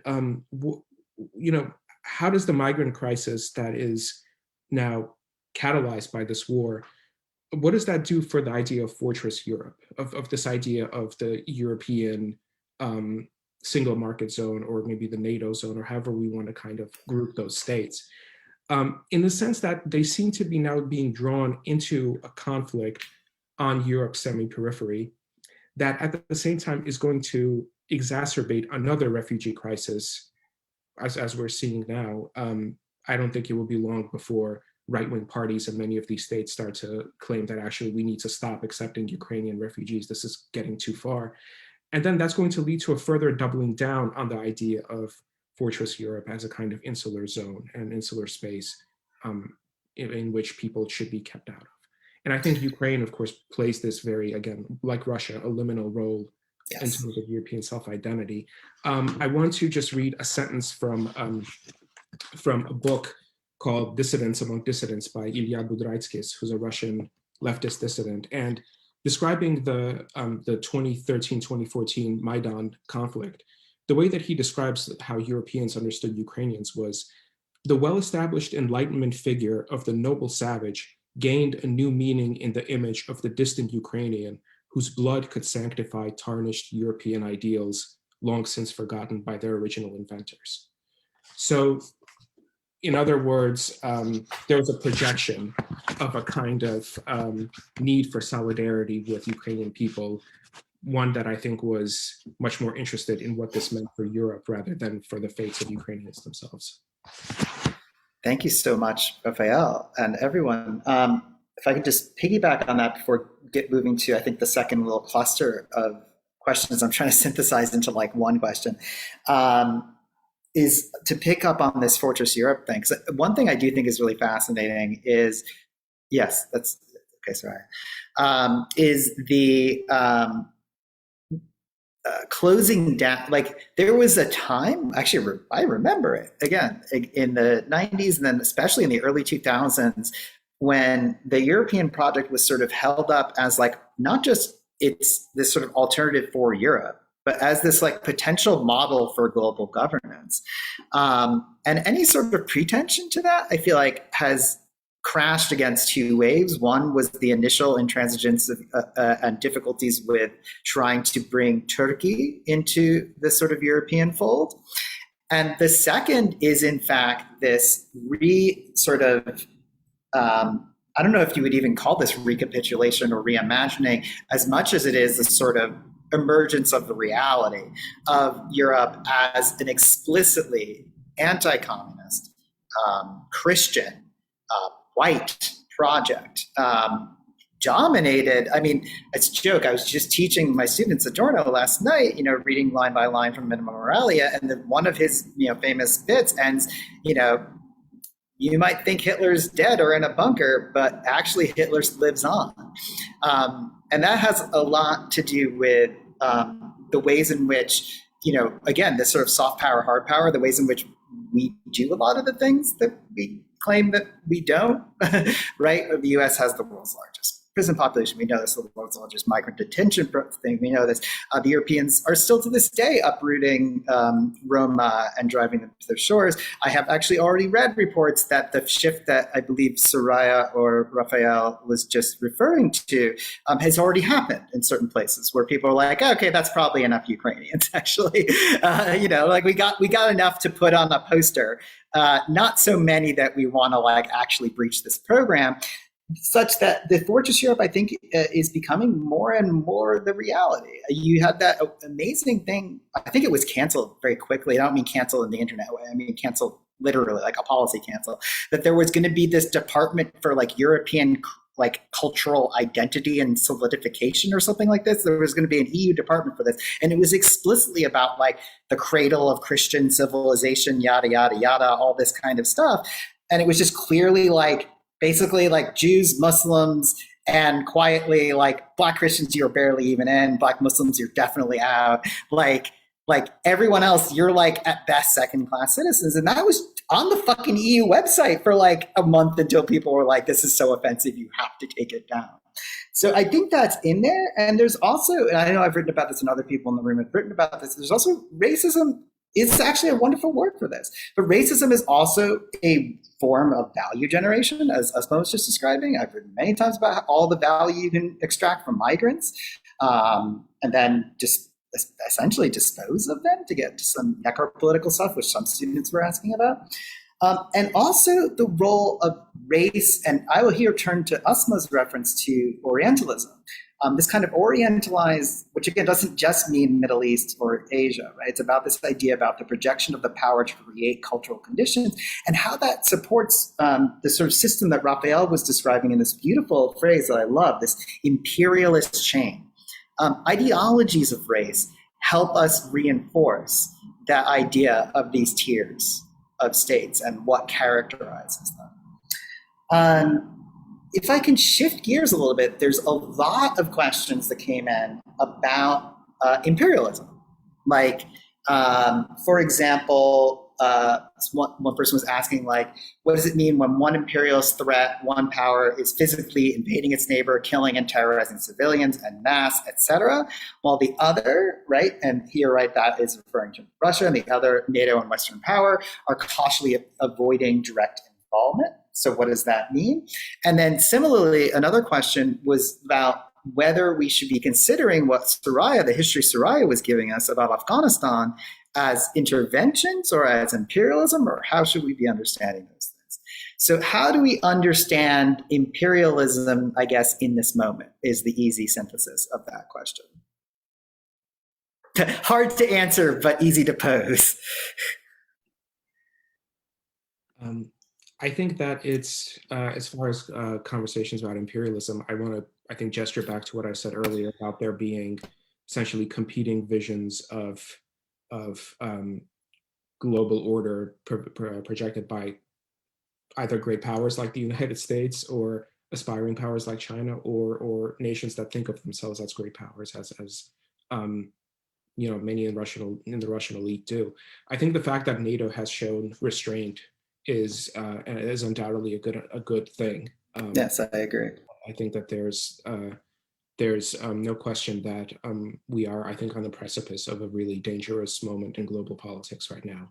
And while I wouldn't call this just one step away from World War III, I do think that we are, at least in my lifetime, this is the closest that two nuclear powers have been in explicit contact with one another. And now with Russian missiles actually hitting Western Ukraine very close to NATO borders, there is a danger of this escalating. And this is one of those things where, as people say about the origin of World War I, it didn't even precisely like rational planning to get it that far. It's just a kind of series of unfortunate events triggered each other like dominoes.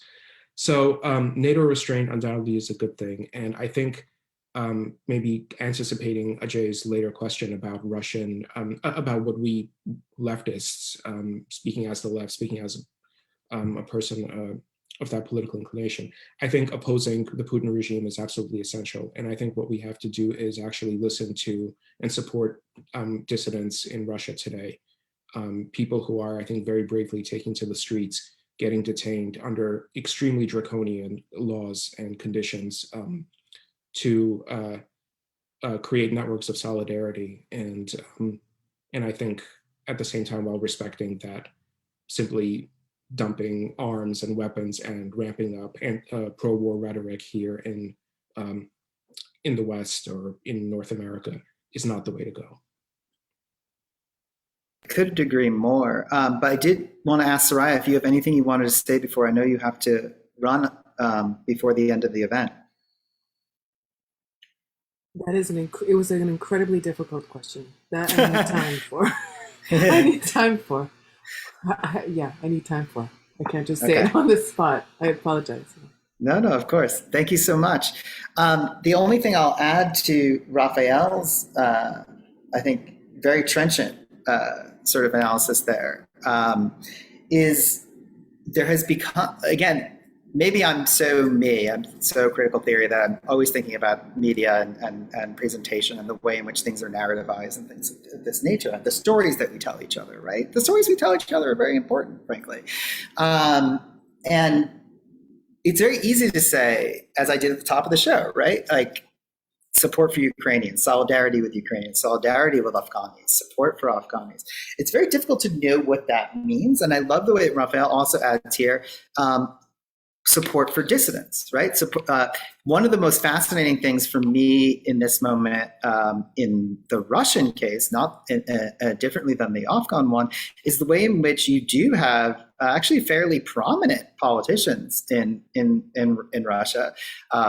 Many of them very left-wing, some from the sort of reformed remnants of the Communist Party, some from non-Communist Party left-wing sources, some who are elected to the Duma seeing this is not our war, like saying this shit in public. They'd probably get in trouble for it, I assume. But those are elements to be supported. And the idea that you support that by brinksmanship, the idea that you support that with, fighter jets and guns on the ground, like those are the elements, I think, that speak to like our solidarities with the people, right? And arming the national states is not necessarily going to do much, and certainly entering into a kind of a potentially catastrophic conflict that's, again, in the media sphere. Some are like World War III already started. And it's the most shop-worn narratives that you ever encounter. The U.S. response is already Chamberlain handing over, the keys to Putin/Hitler. Wait, is it Stalin? Is it Hitler? Is it Putin? I can't remember now, right? It's all blurred into one thing, right? Suddenly, these very shop-worn narratives that are untrue even in their origins are then recapitulated in a very dangerous way. And as Rafael pointed out, I mean, to its credit, and as I said, to the Biden administration's credit, and I'm not someone to say that very often, by either Biden or the EU, most policymakers have been like, that would be very bad. Like, that would be disaster. There's like a weird moment in which this ideological stuff hits like reality, and it is the friction point, and it's very fascinating to observe. I think the last question. Can I say something? Oh yes. Oh yeah. Oh sorry. Yes. Go ahead, Soraya. And then I'll just play. It may be that perhaps the European policymakers are saying one thing, right? We're not at that moment yet of this kind of awful world war.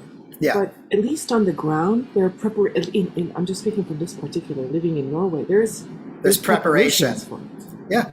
Yeah. I mean, I had a permission slip that was given to me last week that I would agree to give, that the kindergarten would agree to give my daughter iodine pills in the event of a nuclear, and this is just one example Holy shit. of many. Yes, holy shit. Because I then realized, oh wow, I'm not in the States. I'm in Europe, and they think of Chernobyl. They have different reference points, right? Yeah, that's right. And my partner is also, from Iraq. Former Yugoslavian, Iraq, but also Slovenia, which is I know. So they have a very. I mean, it's it's not really understood as like a European peacemaking, because I live with someone from former Yugoslavia, and he's talking about NATO arming what is it, attacking, I always forget this one, so perhaps Rafael, you can help me with this. NATO arming the Serbs? No, I don't know. But so there's sort of different reference points depending on where you live. Rafael, take us up. Important. Yeah. Well, I think if you maybe NATO arming the Kosovo Albanians against the Serbs in 1999. That's it. Okay, thank you. Okay. I mean, I think we're going to have to dodge the imperialism one a little bit. I mean, a bit. I would say that there are, like, most of those interventions in in Afghanistan were different kinds of imperialism, but certainly, especially those early ones, are so easy to understand. It's fascinating to me the number of times Dominium and Imperium and Schmidt and all this stuff have come up. One of the things that's fascinating, if you read Schmidt's accounts of the early sort of crumbling of the European empires, it's very weird. Schmidt says a lot of true things that you don't want to agree with. And one of the things he says, because he supports them, is like, no one was under the mistaken impression that these were real countries, that these were sovereign countries. These were supposed to be subordinate countries. These, like, we're drawing up a new international law system post-British Empire, with the waning of British Empire, with the waning of French Empire, and so on, and Dutch Empire, and so on and so forth, that can still maintain the very profitable and useful subordination of these geographies and peoples. And Schmidt just says that's what everyone knew they were doing. Then we all started pretending in this liberal self-determination bullshit, and like that, to him, you know, Lenin and Wilson are like the same person. So he's a little bit of a lunatic, of course, but it's weird how much this stuff then comes back, right? The European project as an attempt to preserve some kind of capitalist dominion, and preserve it in the way that the U.S. would like and that global capital would like. I do think we're running up against time. And so I do want to pose that last thorny question that Rafael, I think, and Asma and Soraya certainly have all been sort of suspecting, because I laid it out as the last question here. But like, what, if anything, is or can be a sort of left policy response, if even that's the right framework? I think Asma has sort of even challenged that framework, and I'm sympathetic to that challenge in many ways too. Beyond a sort of, again, I'll use that word glib that I believe Asma used, right? Beyond a glib pacifism or anti-militarism or anti-Americanism or so on and so forth. Rafael, looks like you have thoughts, and I know you mentioned that Aziz Rana piece before, so maybe I'll start with you. Sure.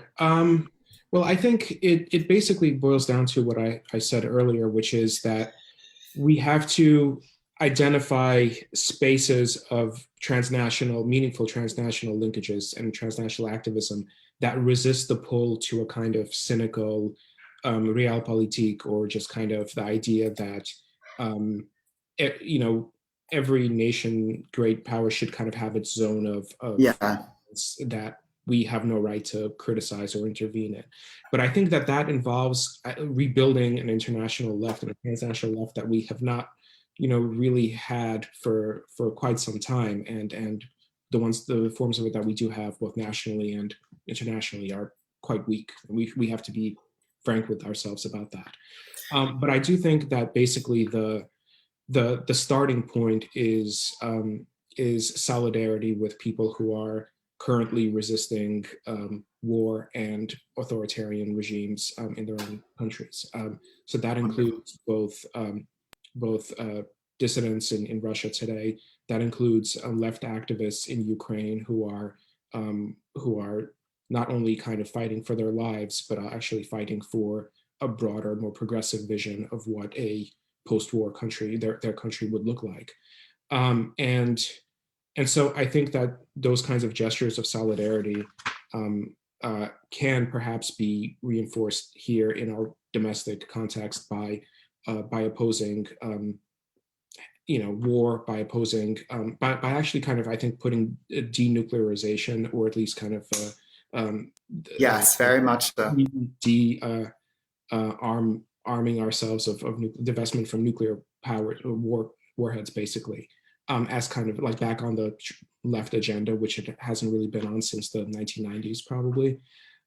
So I think that those are small steps, but and it's easy to get discouraged. But I think we have to act nonetheless. Thank you, Rafael. Soraya, please. I'll just say this, and then I have to split. And I thank you in advance to all of you guys. Really, it's been a blessing being with you guys and seeing you guys. Especially Ajay and Asma after so long. I will say this. It's good to see you too, Soraya. It's wonderful seeing you. And answer my emails once in a while, okay? But I do support, of course, solidarity and supporting dissidents and stuff, but I think because of my gesture towards looking at Afghani history and sort of these histories of interventions, I just think it's so important for us also to just reflect on these wars of choice that just going back to Bush and just saying more and more. And Putin was allowed and able to do this because of some bullshit war that was started in 2003. You know, like these wars of intervention based on false pretenses. And just saying it, and just saying that we really, as an American government, made a joke of international laws, just created these, I don't know, it makes me just so angry, all of this, that there's a failure to go back and say, well, in actuality, the Americans did something like this in 2003. And just, that's not part of the debates. It's like they don't even want to talk about that. And that just happened, right? 2003 was just yesterday. So it's like, I would love more real talk about our role in sort of setting up things to just enabling, the facilitating this kind of geopolitics to making it possible. So that's all I have to say. On that note, I wish you guys adieu. Good night. Be well. Be safe. Good night, Soraya. And I hope to talk to you soon. Bye. Thank you so much, Soraya. Bye, everyone. Bye. Great background. Asma, do you want to take this one up? Yeah, just a couple of thoughts just to kind of piggyback on what's been said. One is, can you repeat the question, Ajay? This is the classic, and it's a very thorny one of like, left. Yes, like quote unquote left foreign policy. Yeah, great. Yes, so I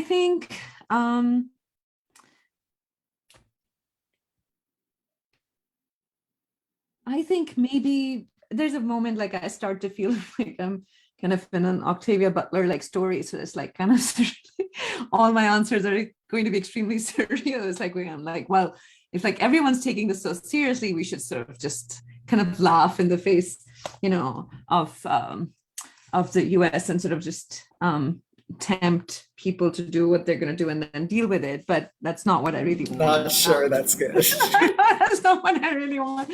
No, it's actually really weird because 2 weeks ago I was teaching, it was a kind of a rough day for me, but I was teaching Derrida's Politics of Friendship. And that's sort of the way, like in my Friends Enemies class, it makes a transition to Schmidt. And it was really weird that like how much time he spends on that. But throughout, while we were listening to his lecture, which I found from Pittsburgh, and after students had read it, I was looking at a poster of Napoleon the whole time. So it was this like bizarre like classroom arrangement where I think French is usually taught. And so like so my brain is sort of in that particular way, like frozen in like looking at sort of the narrative of Napoleon and what happens after that in the Brumaire and other things that Marx writes about. But I guess in this sort of what a left policy response looks like is maybe less performative, like anti-imperialism, or less performative sort of internationalism that sort of completely affirms, right, that, as I said before, like the shell of the sovereign state as an actual sort of real interlocutor, whereas like actually we don't hear the people who are writing on the ground. I mean, the way that Rafael is talking about dissidents, I think is like extremely important, like how many academics, how many kind of actual people who are working on the ground in Syria and other places like have had a role in really even talking about what internationalism might mean for them. And I think that there's a way in which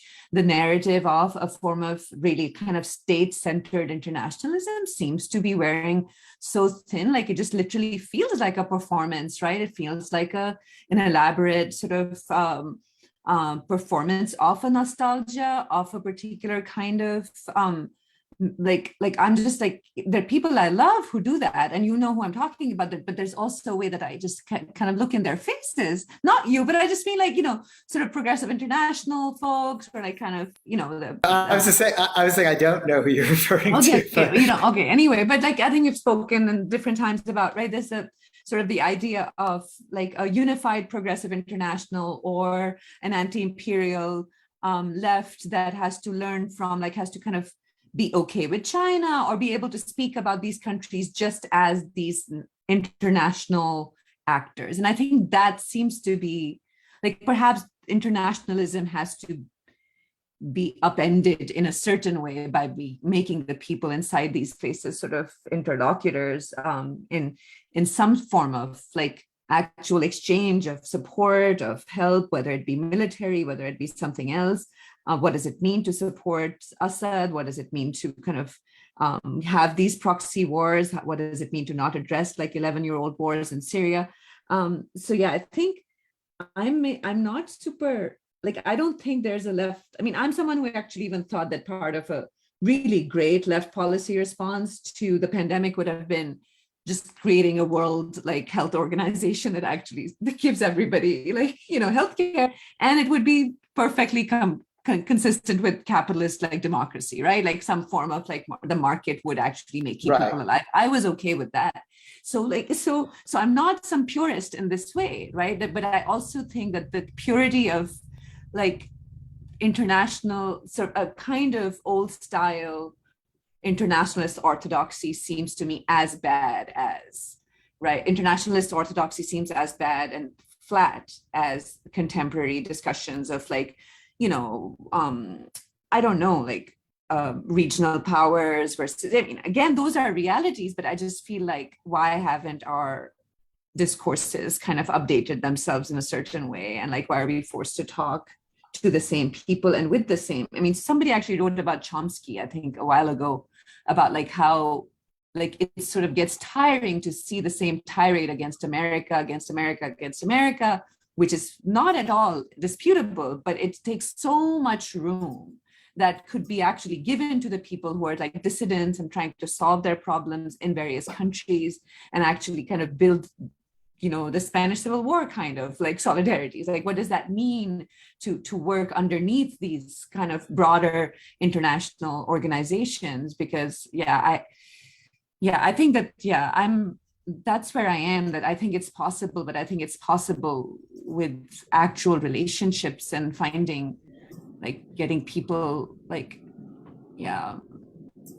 who know what's happening to them to talk, to have sort of sway over all the din and noise of American TV, over all the din and noise of like, the stupid like narratives of warmongering.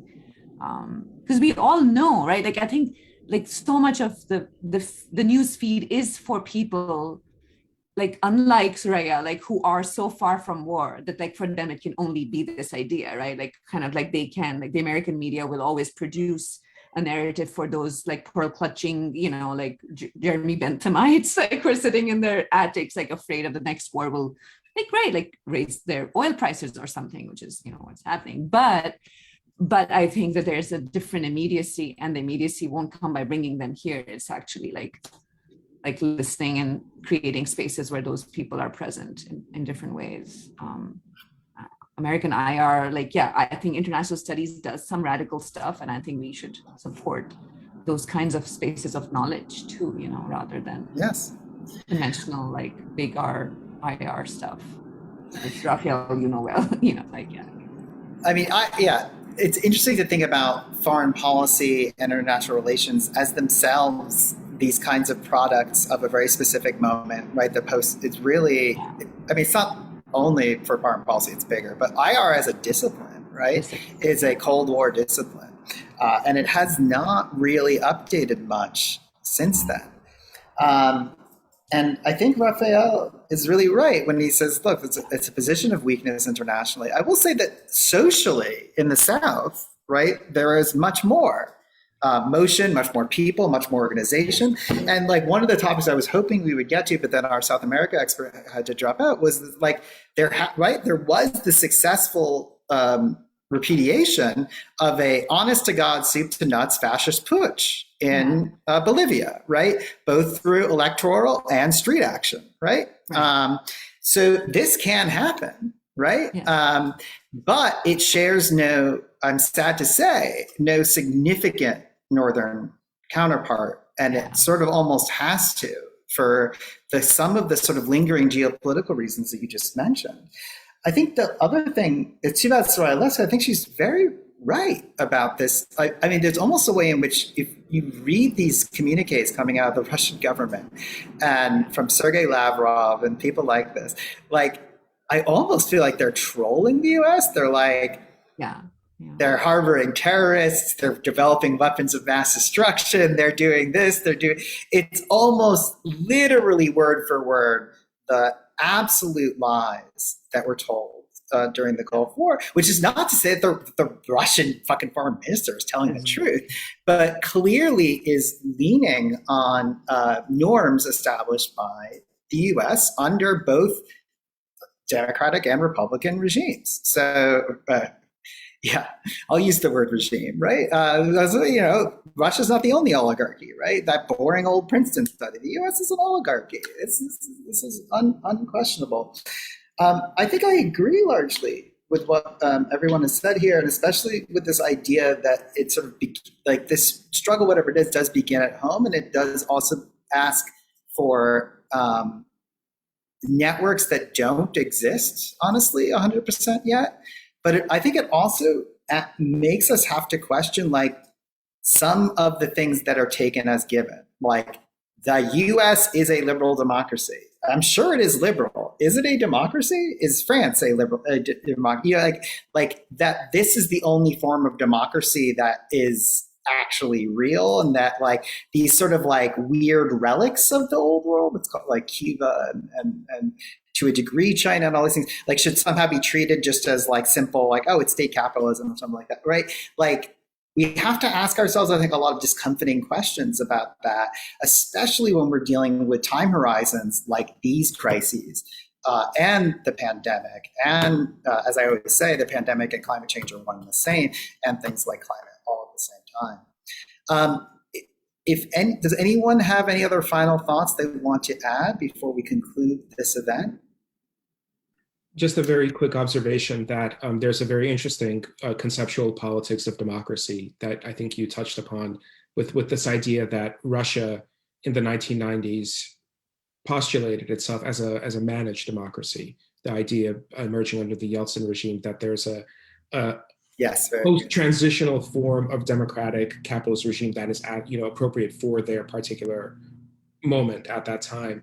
And then later on, we had the idea of sovereign democracy being pushed under the Putin regime, although that fell by the wayside about 10 years ago. But the idea there being is that it's a strong kind of like state-led understanding of democracy from the top, basically. But I think that basically we in the West are likewise complicit in this with in the way that you are talking about with the adjective of liberal democracy, of claiming democratic credentials where they are, very questionable in many cases. So I think we have to kind of keep that in mind of democracy as being a spectrum, but also one that has many kind of permutations and conceptual variations that are always political in how we define them. And not to forget, I mean, just one last thing is how much that was enabled by the fall of the Soviet Union, because I remember like when I was first at the new school and I went to to Poland for this Transregional Center for Democratic Studies, right? Like there was this like amazing kind of influx of like young people who were being in a way trained in the arts of democracy, right? Like there's a certain way that like that was no different from like how we were talking recently just about, right? Like when Soraya was here, like how does one encounter the Ukrainian versus the Afghani? Like, and at one point, right, the Georgian kid, like person or the Moldovan or all of these people who had been right under like the shackles of like Soviet sort of backwardness were being kind of enabled into market minds of people like Adam Jaworski writing at that time. So the kind of complete equation of the market with democracy, like couldn't have been possible without, again, this enormous market opening, right? This kind of, as you were saying, the word dominion, like that there is a certain way in which the natural force of capital, like no longer a hoverer, but sort of actually at play in the world, right? Like kind of on the ground, like in ways like, oh, there's a new space, literally. Yeah, and I wonder like how in that story, Ukraine fits right now, like as what kind of a, place or utopic, like is it a place or no place in that sort of fight between democracy and like uncivilized communism or barbarism, right, from their perspective. So there is a narrative of, oh, these are the people we have trained in some ways, and I'd be curious to see like who's the judge here, like who's going to be judging, because I heard even during the Afghan, like the onset, like the anticipation of the withdrawal, how American people in Afghanistan were talking about, we think like they're not going to stand up for themselves, like we think the Afghans won't fight back, and so again the particular way in which they stood aside as a third party, right, when they were sort of a party to this, and then got to judge like how much the Afghans would fight back their own, and like only somebody who doesn't know Afghan history would know like what these people have gone through and what the promise of yet another rebellion, what another resistance or dissidence like kind of means. So I think I'd be in that sense careful, like the history of colonization and repression also shapes dissidence in a certain way. Yes. And the stamina for dissidence, right? And the stamina for fighting. And in that sense, internationalism means something very different, right? When we say like, look, I will do what you can't do, right? In a certain way, it's not simply about letting them do their thing. There has to be a counter to that is different from the white Americans saying like, I think they're going to destroy their own, like themselves, all these institutions we have built will be destroyed because they won't stand up. We would, but of course we ran on the first plane, Yeah. I mean, I think, I'm really glad we circled around to Afghanistan, right? So we didn't perform the same thing where it's like the Afghanis are somehow like lesser than the Ukrainians. And I hate to be like media guy again, but this might be a nice way to close, which is that moment that Asma's describing in history, and this moment too. There's this very interesting poll that was like manipulated to be like Americans all want a no-fly zone, but of course, like if you look at that, like the Afghanistan war was, especially by the time we were withdrawing, deeply unpopular. I'm not saying Americans are like all somehow like deeply class conscious anti-imperialist or something like this, but like a kind of amorphous isolationism is very common in the United States. And actually it took a lot of media fervor to get anyone to even care about anything other than like, are we getting out of there? It seems like we've been in there for way too long. And you see a very similar thing happening right now where people again, like I don't know how invested truly, like quote unquote the average American, whatever the fuck that means, is in like fighting, in NATO policy and Ukraine, and there's been this sort of Russia hysteria for at least 6 years and all this kind of stuff. But like there is a sort of narrative push that again like rubs up almost against reality, and for my whole life this has been the case. I went, in America, we tend to be like, well, Russian state media is controlled. Russian state media is controlled. American capitalist media has its own version of control. American public school, like I had to tie a ribbon around the yellow oak tree, right? Or a yellow ribbon around the old oak tree, right? Like we had to perform obeisance to the American project. And we are currently being told that to be more bellicose is to support the Ukrainian people, is to support the Russian people, is to support the Afghani people. And I guess the question that I should let linger is like, in what way? And why should I trust the messengers who are saying these things, who have done nothing but whip up the sort of temporary enthusiasms for what Soraya correctly identified as wars of choice, in much the way that I think Putin is trying, and as far as I can tell, failing, but I don't know, to do so in Russia.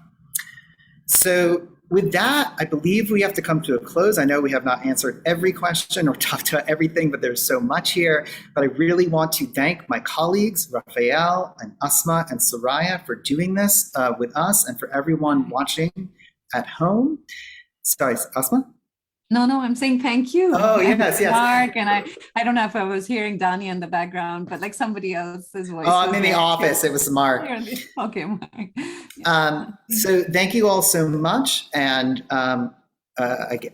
we all hope for the best. And again, we want to express our solidarities with the peoples of all of these regions. So again, thank you, and have a good rest of your day. Thank you so much. Thanks, Rafael, for teaching me so much. Okay. Bye, Ajay. Bye.